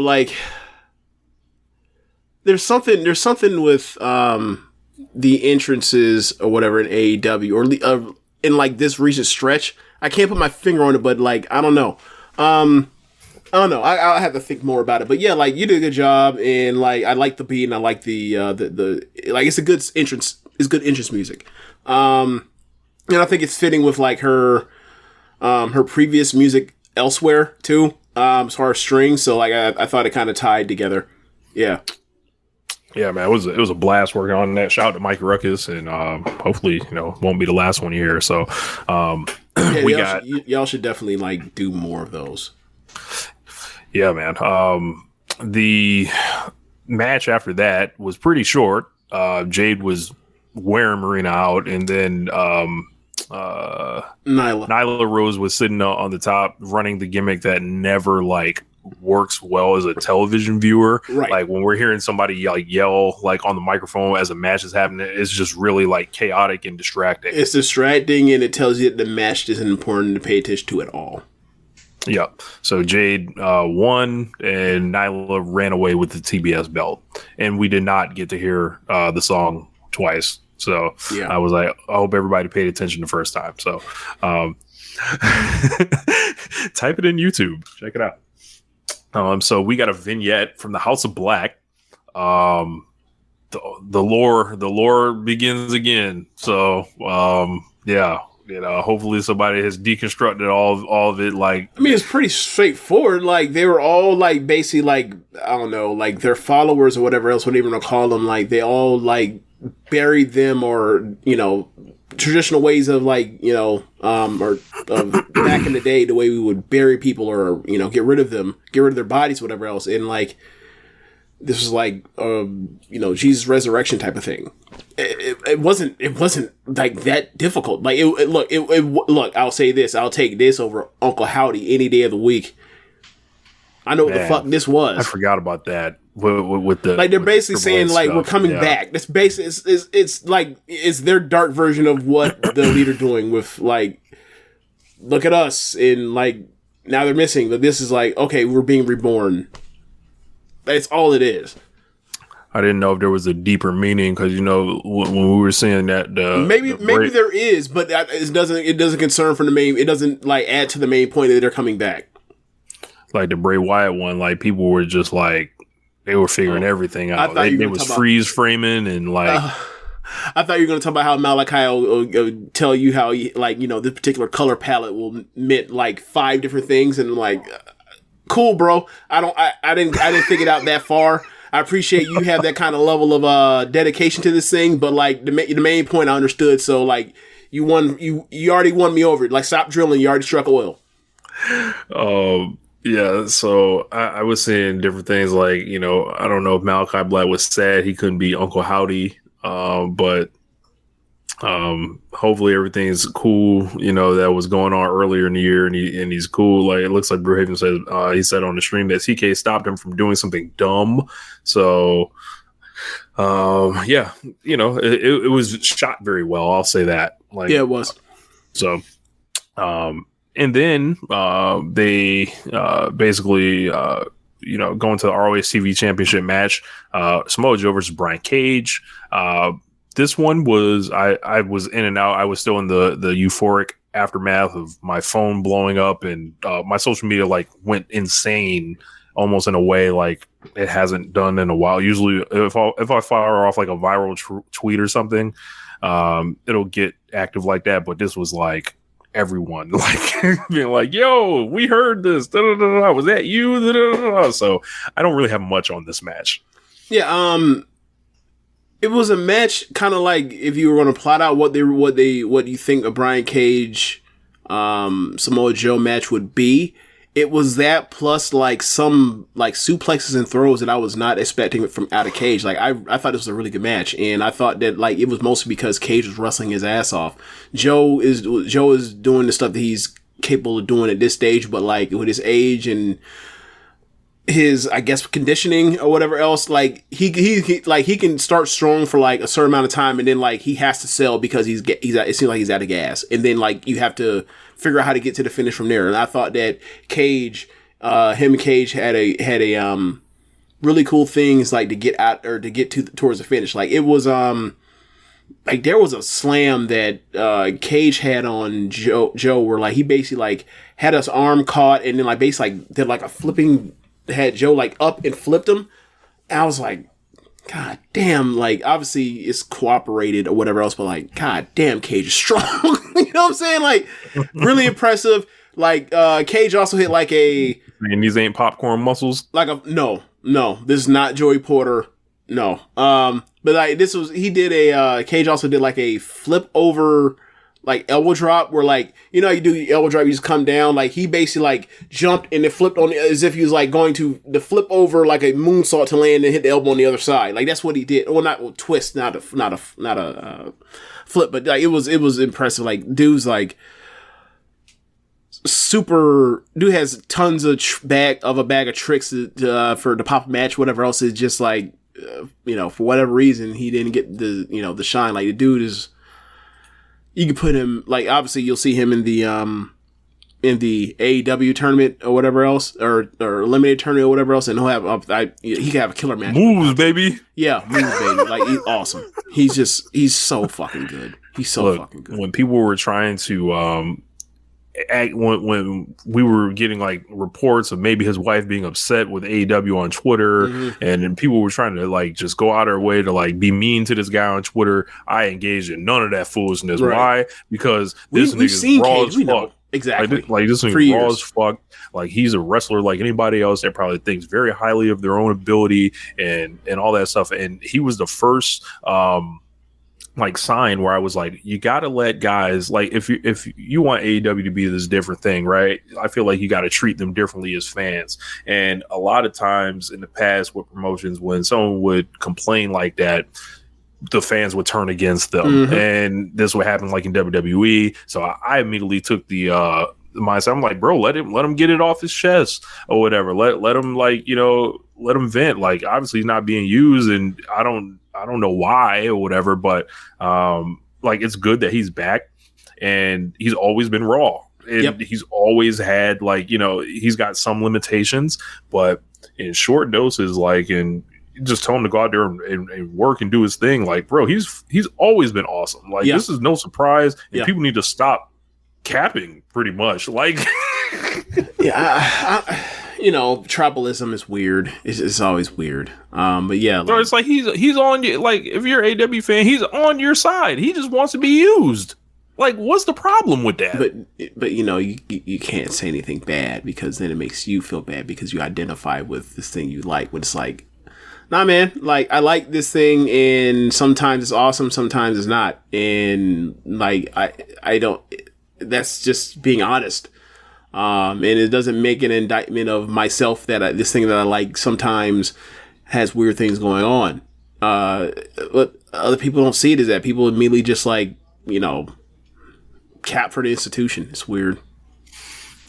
Yeah, wild episode, to say the least. And yeah, I don't want to hear Brian Cage promos necessarily. Right? Then don't make him talk. That's true. Like, go out there and let the bell ring. Same thing with Dante Martin. Like, I don't care about Dante Martin promo. I care about Dante Martin matches. Yeah. But the wild, insane episode. There was all right wrestling on it, but like, this was like a very angle heavy show. If you were tuning in to watch, like, to see like last week's show, when there's like, 3 or 4 great matches and then another match is a banger, or another match is good as hell. This is not totally different show. It's all about surprises and things you weren't expecting. Yeah, like 5 different things, just like completely disconnected from one another. Like Jeff Jarrett, fucking Shibata, Rick Ross. What? Like, I don't. Yeah. Colt Cabana. Fucking man, nuts. But I did watch the Orange Cassidy and Shibata match, and it was pretty fun. I would probably say it was like 3 3/4. Okay. I would say. How long did it go? It went. Because that started Rampage. Yeah, it started Rampage. I would probably say it went like maybe like 14 minutes. Okay. And Shibata was in there hitting. He was landing like in a way like where it was like a real match. Well, Shibata is always out there hitting. But the thing is, like, at this point, is Shibata getting hit back? Because that Arena match, he wasn't getting hit back. Yeah. OC was hitting back, trading. Okay. I just want, I just hope everyone, will be honest with themselves and admit that Orange Cassidy fucked Shibata up, and whooped his ass. And Shibata been out here lying about the toughness, for years, resting on the reputation, came to AEW and got in there with a real tough guy, OC. Hold on. He said, hold on. Brewhaven said that Orange Cassidy did Kawada kicks. Did he do the slow Kawada kicks? Did he do like no? He did real ones. Okay, that because it would be funny if he actually did like slow Kawada kicks to Shibata. That'd be fucking hilarious to me. There's a cool spot where they're mocking each other. At one point, Orange Cassidy sits down like the crisscross applesauce style, and then to piss Shibata off. But then they're face to face, and then he's doing like the slow like. Where they're supposed to be slapping each other. Yeah, he's doing slow slaps, and then Shibata responds and just fucking turns his lights out. This was awesome, and this was just this is a cool thing, and I think it sold a few extra tickets for the building. Mike Tyson was on commentary for this match, and Mike Tyson was a pleasant surprise, very awesome. He was calling moves and shit. This was another bring Mike Tyson back moment here. And he was on there with Ross and stuff like that. Was he just on there just to be on, or was there actually like a reason for it? They just kind of, I think it's a boost Rampage up thing, gotcha. But they called him in specifically to commentate for the Orange Cassidy and Shibata. He seemed like a big fan of Orange Cassidy, which was funny, and he was calling Shibata the Great Shibata and all this stuff. Like he was like this informed commentator. It was funny. Mm-hmm. Everyone thinks he did a good job. So okay. I would definitely recommend that. They had Coach Madison Rain and Sky Blue took on Britt and Jamie. They left Coach a squash. Pretty much extended squash for Britt and Jamie, and Sky Blue actually like showed some signs of there may be some ability there. They booked Sky Blue versus Jamie Hayter next week.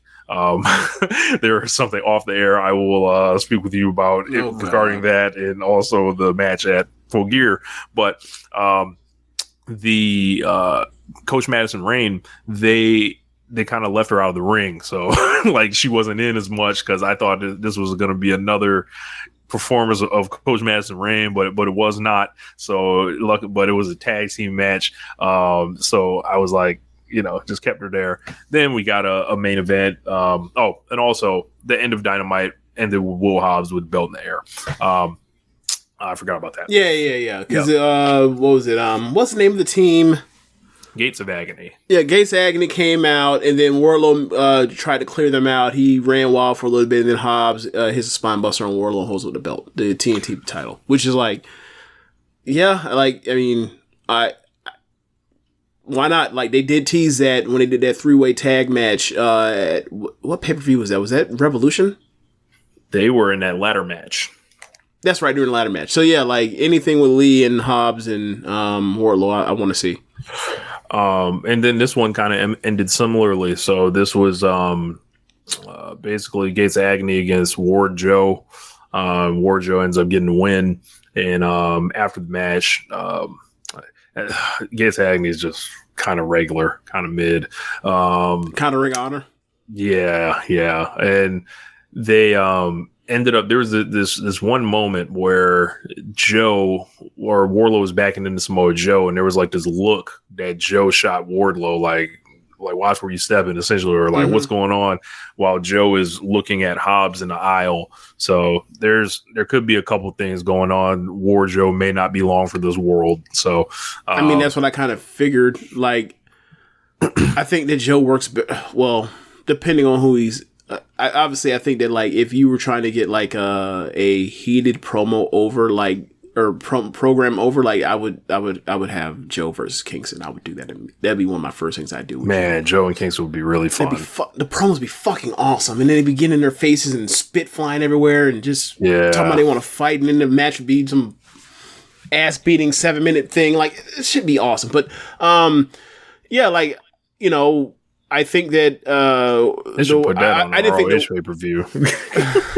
I think that Wardlow and Joe, I figured it was going to head towards some type of. I didn't think it was long term, but them being a tag team. Like, I didn't think they were going to like get. Yeah, they weren't about to be. Yeah, I didn't think that. I thought this had like Y2 AJ written all over it. Yeah, I don't think they were. It's going longer than that, but you get my point. The Brothers of Destruction. Like, I didn't think it was going to be that. Yeah. But I guess, James, it's time to hit the music.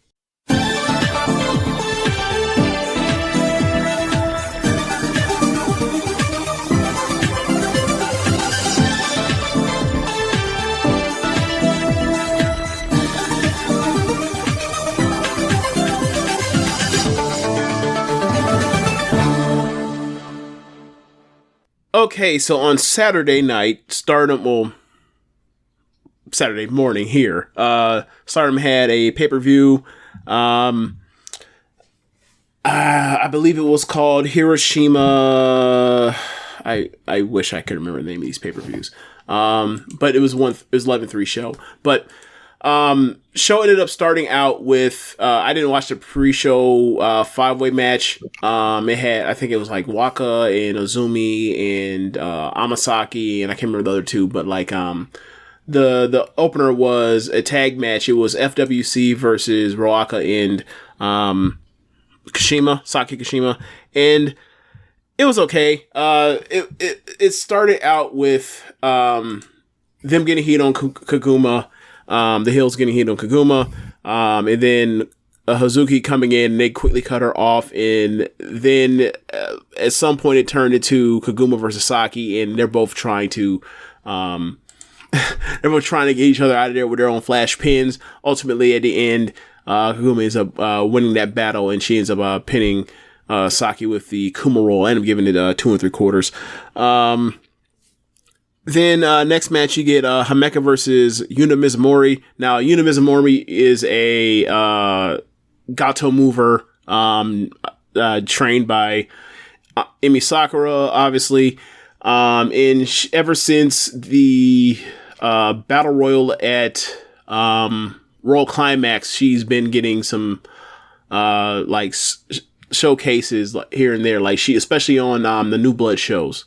She had a match with Lady C. She had a match with someone else recently, and a lot of it is like she is overflowing with charisma, very charismatic, does goofy singing down to the ring and everything, sings her own theme song and everything. Very funny. Her, as far as what she is in the ring, I haven't really been able to discern it because her matches have been very goofy, but she came in here with a mecha, and Ms. Mori is a big gal, and Himeka is a big gal, so they just said, let's go out there and just club the shit out of each other and shoulder tackle each other, and this match was very good. I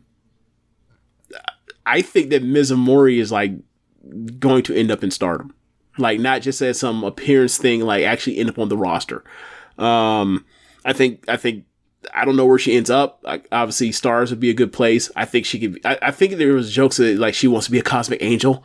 That'd be fucking hilarious. I would love to see that. But yeah, like she, her and Himeka, like they were really good here. Himeka overpowered her. She fought back and like ultimately at the end, she wasn't put away by like the Rainmaker, so she ends up like Himeka ends up having to throw her into the corner and get her up for the running power bomb and get the win. I ended up going 3 1/4 on it. Really fun match.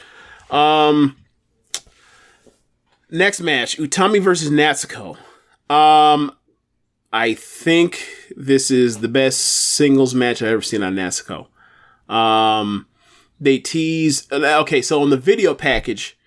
For the match, this is Natsuko's first pay-per-view singles match since she blew her knee out in a red belt title match against Utami back in the January 4th of July show last year. So the video package is showing like the first few minutes of the match. Like you get the big spot where Natsuko has the advantage on Utami. She beat her down early, and then she puts Utami on a table that's up against the on the floor up against the ring, and Natsuko grabs the Utami, she comes out with the rose, put the rose in her mouth, and then jumps off the top rope or middle rope, and then like with a splash, and then like the camera cut like to just showing Natsuko, or the video package cuts from there to her on the ground, and they had to call the match. Like they didn't show like how she actually blew out her knee, which would have been like.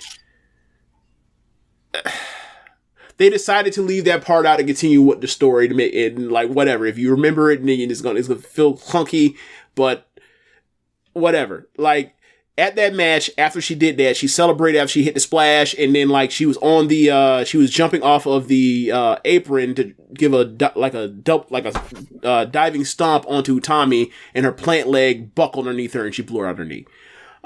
So they cut that part out. They cut that part out, right? They cut the Kendra Perkins part out. They just cut that out. Basically, Utami told her, like, after they had to stop the match, that, like, I'll protect the belt, and when you come back, I'll give you your shot. Obviously, that did not happen. Sure, he took the belt off her back last year in December. So at the press conference, Natsuko was pissed off, saying, like, you broke your promise. I'm furious. I'm going to kill you because of, you broke your promise. So, match is good. And then they get to the part where like they pull out Natsuko and they recreate the same spot with the table. So, Natsuko brought out a black rose. I don't think Utami even brought out a rose this time. So, so you're about to get the dive. Utami gets up there, cuts her off, puts Natsuko on the table, and then you get, what you get? You get Utami fly a shista.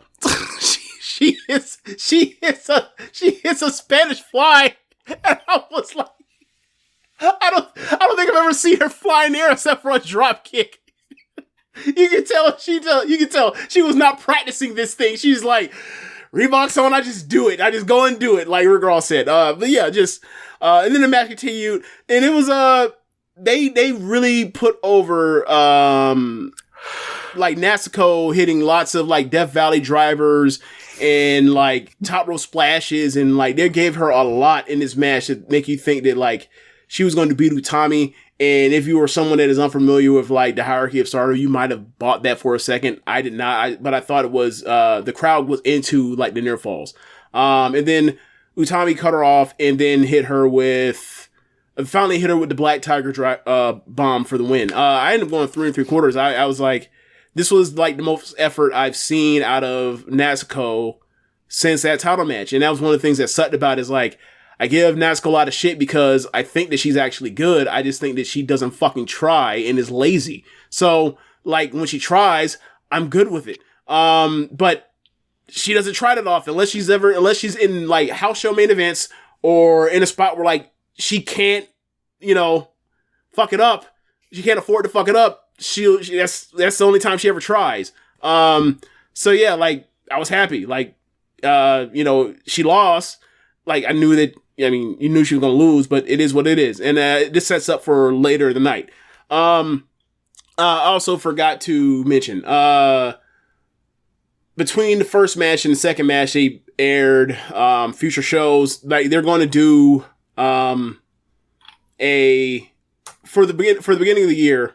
They're going to start January 3rd at Yokohama Budokan. That's the first night of the Triangle Derby, the trios round robin. Then they're going to do. They're going to have a Kurikan on the 6th.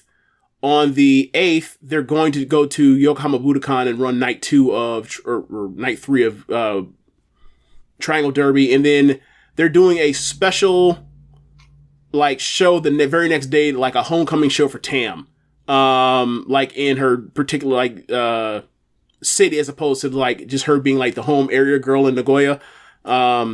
So actually, I said it wrong. 1-3 is Yokohama Budokan.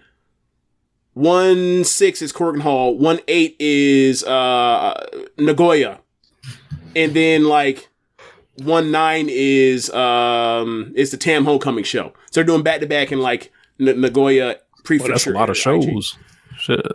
At the start, who knows how that goes, or how that month will look out. But like that's how they're starting out. So and who knows with schedules and all that kind of stuff, because it's 14 teams in this derby thing, so I'm sure they got to get a lot of people. I think they're going to be like bringing in a lot of outsiders to fill that out, because they only got 32 people on the roster full time.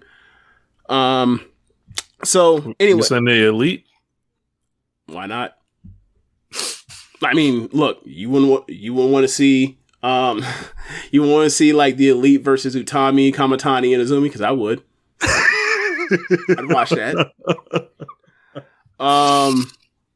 They actually had a defense against Oedo Tai for the trios belts in early October, in the first half of October, and like it went to a 30-minute draw, but it was great. Anyway, so continuing on, Konami. So the show was in Hiroshima. Konami's from Hiroshima, so they brought Konami back in, or not brought her back in, but like she made her second appearance of the year in Stardom, in wrestling. Actually, I don't think she's wrestled outside of Stardom. So it was Konami, Mirai, and Ami versus Julia, Tekla, and Mai, and this match was a lot of Julia and Konami, and like the match they had at Sumo Hall at the end of last year, and that was like the big drama for it, is getting them into the ring together eventually. It also was a lot of it was also built around Tekla and Konami for the first time encounter, and like Julia and Mirai. Very good, fun paced action. Konami still, like, she hasn't lost a step. Still great. And like at the end, the closing stretches, Konami and Julia, and they're just going at it, and they're going down the stretch where this fucking psychopath, Julia was on the second rope, and Konami gets behind her on the second rope, and like fucking just Germans her off the second rope on her dome, like basically like that Tam and Julia spot from the final, except it wasn't a drag suplex, it was a regular German suplex. It's like, You can't be taking too many of those. You missed like months last year with a bad neck. Like, what are you doing? Fast life.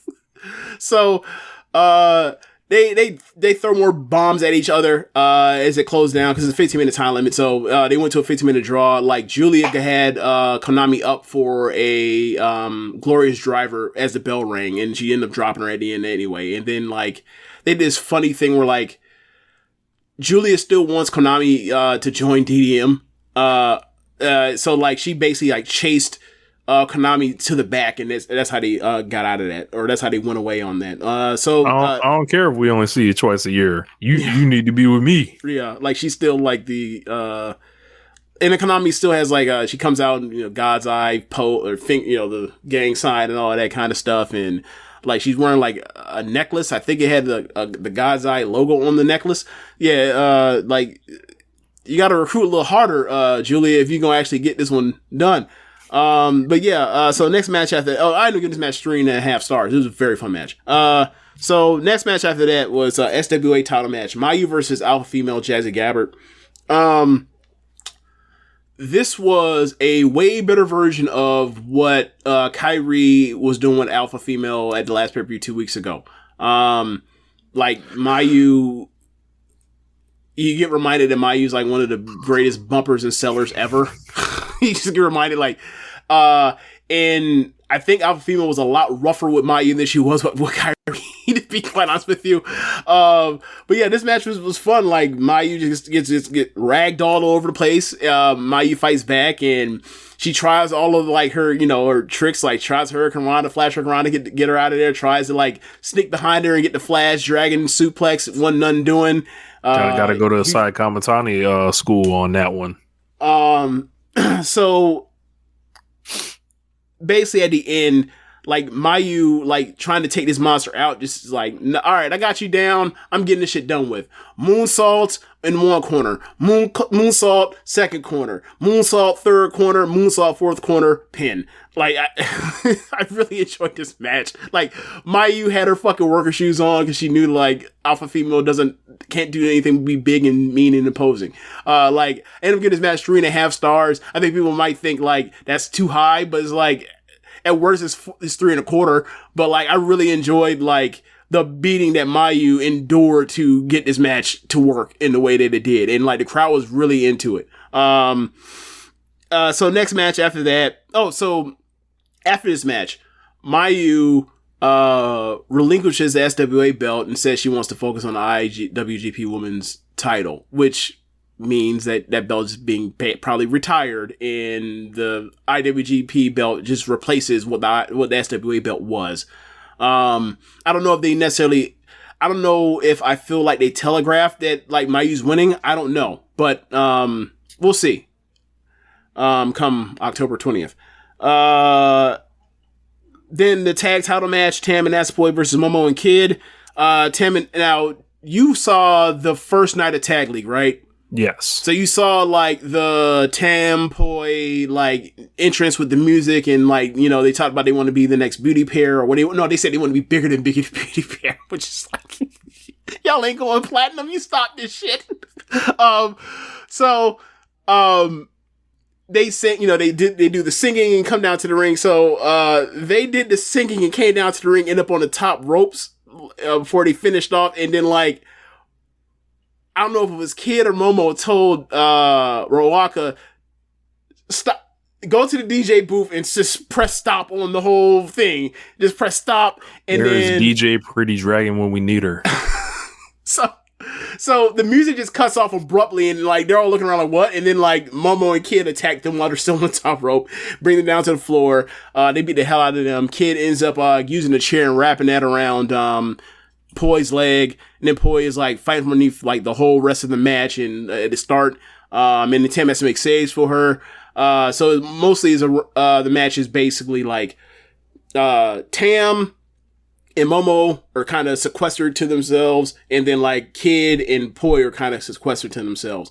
So they basically get back and forth, and it's all great together. And then you start breaking out the moves. They're each making saves for closing stretches, Natsupoi and Kid, and Tam and Momo were on the outside making plays and making saves. And then ultimately you ended up with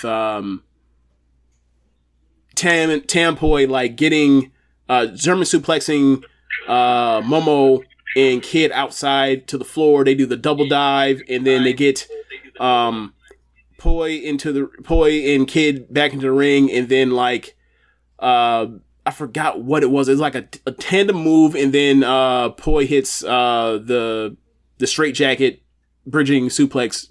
I forgot what she calls it, and I got the win. I'd probably give it 4 stars. Really fun match, and like I don't know who's next. They didn't announce the next winner, or next challenger. They didn't like, no one came out. They didn't ask for next challenger, but I'm interested to see who's next. So then the semi-main event, white belt match, Kamitani versus Mina. Mina shows up in new gear, and in the video package they showed like her using in the Grand Prix in the second half, like getting wins by beating Ami with the figure 4. She beat Mina with basically a Thunder Fire driver that she calls a glorious driver Mina, I think. And then showed her like on the house show making hitting a Dragon Screw leg whip, making Kamitani tapping, and then I hadn't picked this up before, but after she did that, she is doing Kiyomiya Mutoism. Yes, I didn't realize it. So she comes down to the ring, and she has this new outfit, new gear, new like jacket, whatever you want to call it, and it's this big draping thing on the arm, almost kind of similar to Kamitani, except like instead of the long boas, it's almost like a banner that says like Shan Mina on it. Mm-hmm. And then I noticed on her jacket, the jacket has like a boa attached to it. I was like, she really was going full Muto with this. This is actually what she was doing. It wasn't just like coincidence. Like the Dragon Screw leg whip, the figure 4, and then I was like, oh, she was okay, whatever. So match starts, and Mina goes to work on Kamitani's legs. They kind of laid off it enough to where it wasn't as overpowering as watching like Kamitani have to sell through like, let's say like the Starlight Kid defense, where like she's grinding her to the bone like the whole entire match, and then all of a sudden she gets up and jumps around. It's a little more it was less heavy handed than that. But but they still did the whole thing where like you get your legs worked over and then you just go ahead and do a bunch of stuff. It just wasn't it was well better done than that. So they give Mina a bunch of new things. They gave her like I'm sorry, I'm thinking of the main event. I'm sorry. But Mina has actually like gets her on the ropes. Like you actually like think for half a second like maybe she could actually win. That's weird. Like they set it up where like she gets she builds towards it. She gets the first figure 4 leg drop. No, I'm sorry, figure 4 leg drop. Figure 4. And Kamitani makes the ropes, and then like they go later in the match towards the closing stretch, and then she hits it and she gets it on, and you're like, oh, she might actually tap out. Until Kamitani makes his face like her eyes are bugging out of her head, and I was like, oh, she's definitely tapping out to that. She looks like she looked too much like a nerd if that happened. So, Kamitani fights back from underneath and hits her schoolboy backdrop driver, and then she goes to the top rope for a Phoenix Splash, and she airballs it. No water in the pool. She just completely misses. She gets up, she does it again, and this time, man, she misses, but she sticks her foot out to try to like make contact, and her foot drops down and hits Mina right on the fucking jaw.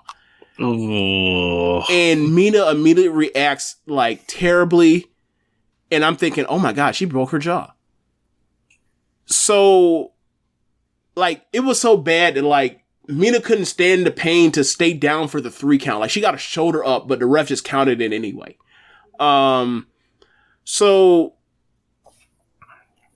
Mina's fucked up. Tam's in there immediately. The medical guy's in there immediately. Poi's in there immediately. And I guess she was good enough where she said like she could say her, talk at the end. So like Kamatani's, says like, you say you had a lot of passion you had a lot of passion or whatever else. Do you still feel that way? And then Mina, like, she's talking almost like if she's like, you can tell her it's slurred speech because her mouth and jaw is fucked up. So by this point in time, you can see from the camera angle, you can see like her bottom row is all like, remember when Cesaro faced at that SummerSlam when he hit the top turnbuckle, or sorry, the corner post, and like it went jammed in. Lost all his shit. Yeah. Her whole bottom row, except for like 2 or 3 teeth, are just fucking gone or in it or in her jaw or in her gums. And I was like, I can't believe this happened to her. I can't believe this fucking happened to her. And I can't believe that, like, she can stand in the ring and not immediately, like, need to be rolled out. And, like, she's slurring her speech and saying, like, I got a, bloody mouth and whatever, or it tasted something like the loss of, or I felt the loss and felt the blood and felt,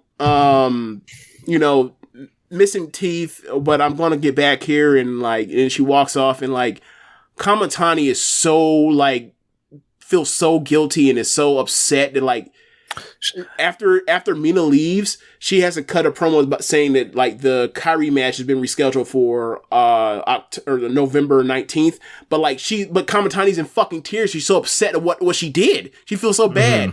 And I was like, I feel so bad for both of them.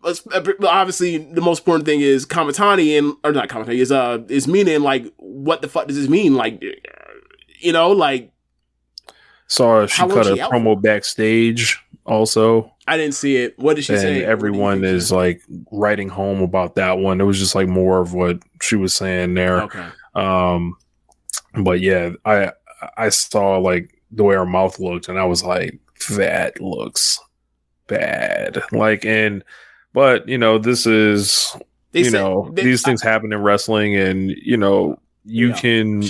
she can spring into something off of this. Yeah, I just I don't think this is like some retirement thing. I just think that, like, it really sucks because, like, she was coming into her own, or people recognize that she was coming to her own, and, like, I think she said something about it. I keep that white belt or something. I'm gonna take it from you. So I can imagine her saying that. And it seems like the way that this match was set up, and this match in the main event, like, given what the month of shows were leading up to this, like, they put a lot of stock into, like, getting over the challengers, and these challengers, like, put the champions on the ropes. This wasn't like some, like, both champions more or less either had to dig incredibly deep or just luckily survived at the end. Like, it wasn't like a standard, okay, I know this person's going down. Like, they knew that, like, these challengers weren't the most believable to people, given, like, the stakes of where we are in this calendar and what's ahead of us. But, like,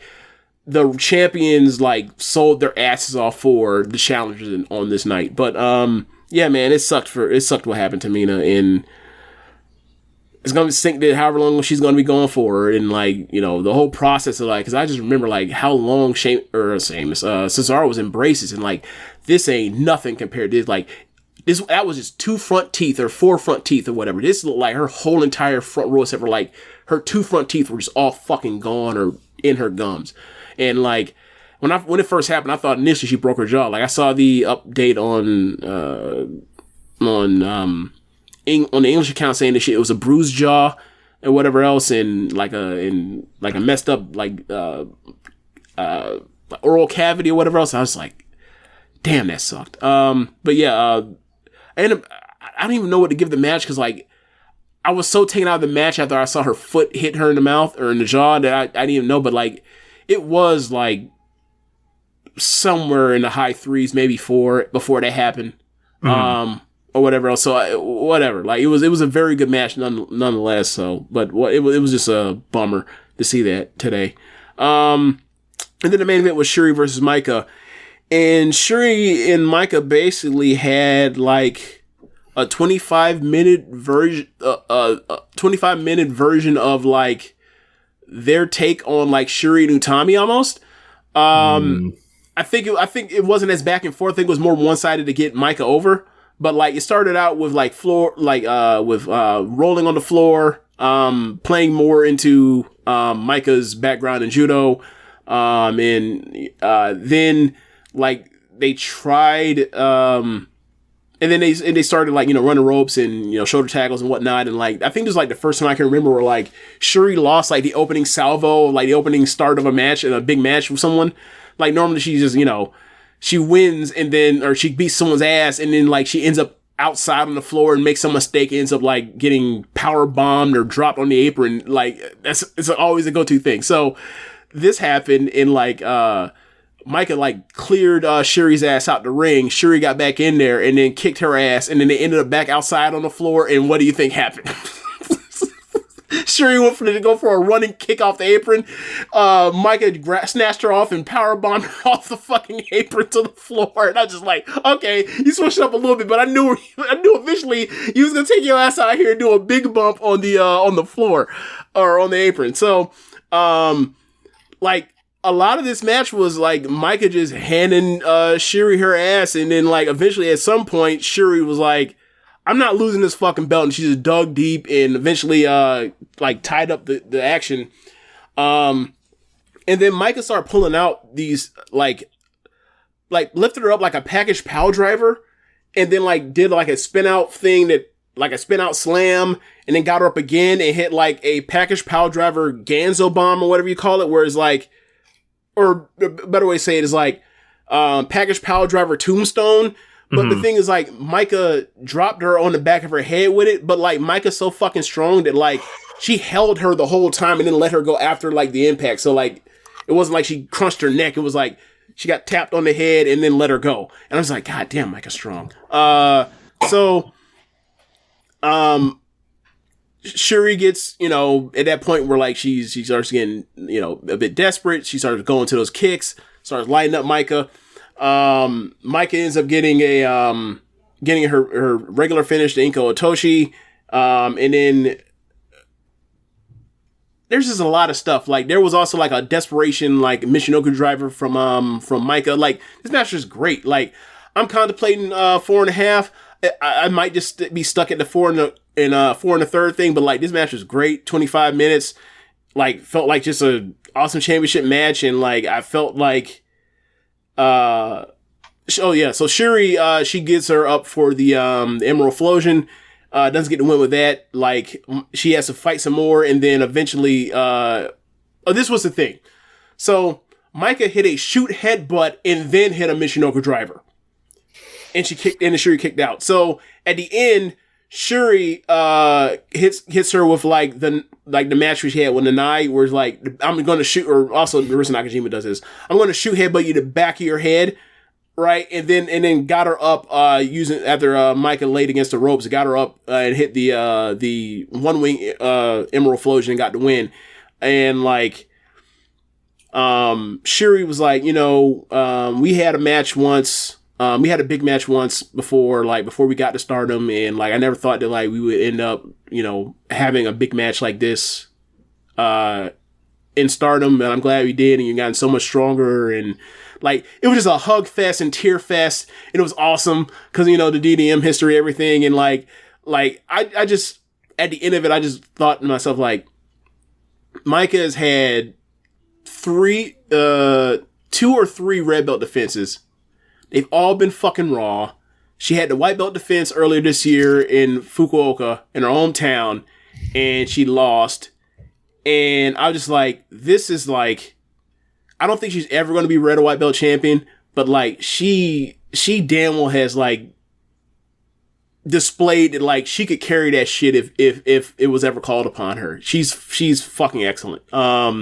She will be teaming at Historic X over Goto. with Hiroki Goto. I know. Fitting. Yeah. Trying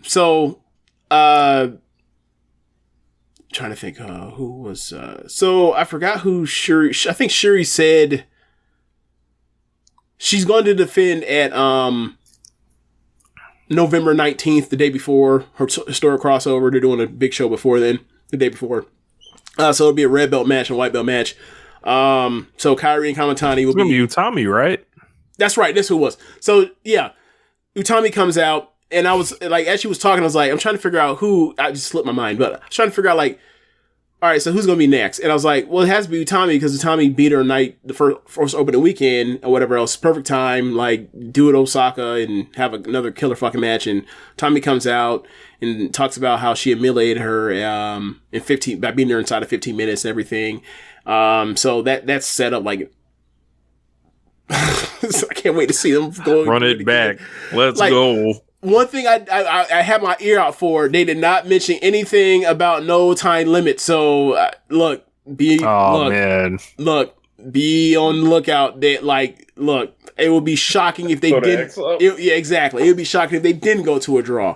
But yeah, I thought it was a really good show. I would stop short of saying great, but I thought it was a really good show. The mean of things sucked, but very good show. Cool, man. Yeah, I guess I didn't have anything else. Trying to think. Oh, I think that's it. Just make sure everybody, if you guys are hearing this Tuesday, wherever you are, do your civic duty and go vote. And if you haven't already voted already through the mail or drop your joint off, I dropped mine off over this weekend, so I'm in the game. Then let's hope this shit don't further explode the wrong way. But yeah. Make sure you guys are downloading the One Nation Radio on the individual feed and all that. So yeah. A lot of cool stuff to come. So I've been starting the preliminary stuff on just jotting down no-brainers for the One Nation Radio Awards. So they need to start going through the archive and doing the best of stuff. Like try to get this first, spend 1 month knocking it out. The easy thing is a lot of clips available to you. Yeah. Just go right through that bitch. Yeah. But yeah, it doesn't sneak up on me. It always just piles up on me. It's like, okay, so, all right, it's December. So go through the whole entire year and come with the best stuff. I'm not doing that. It always happens. Right. So what I'm going to do is I'm going to do a part 1, part 2 and try to get through the first half of the year, this month, and then try to knock out the last half, in December. And all.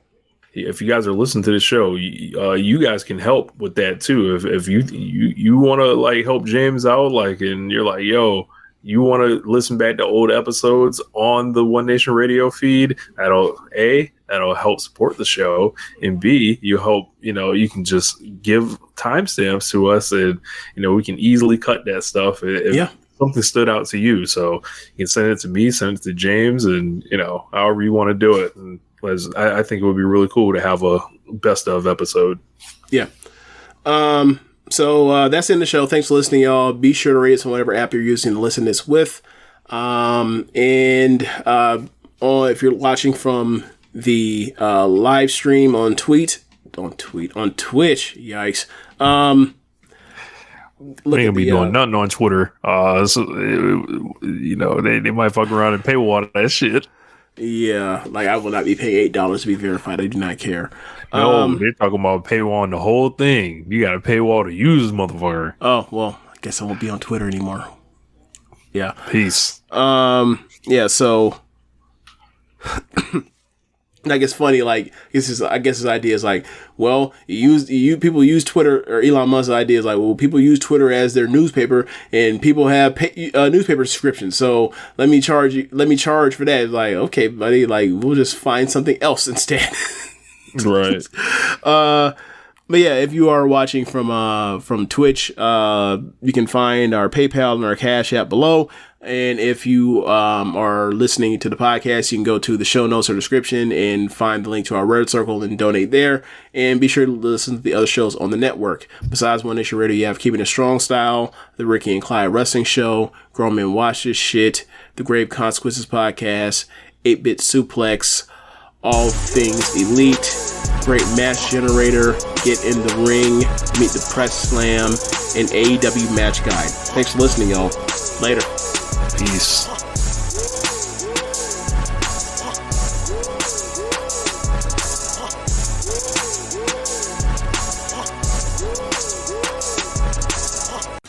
Right now, Amazon is offering some amazing extra perks that come with a job offer.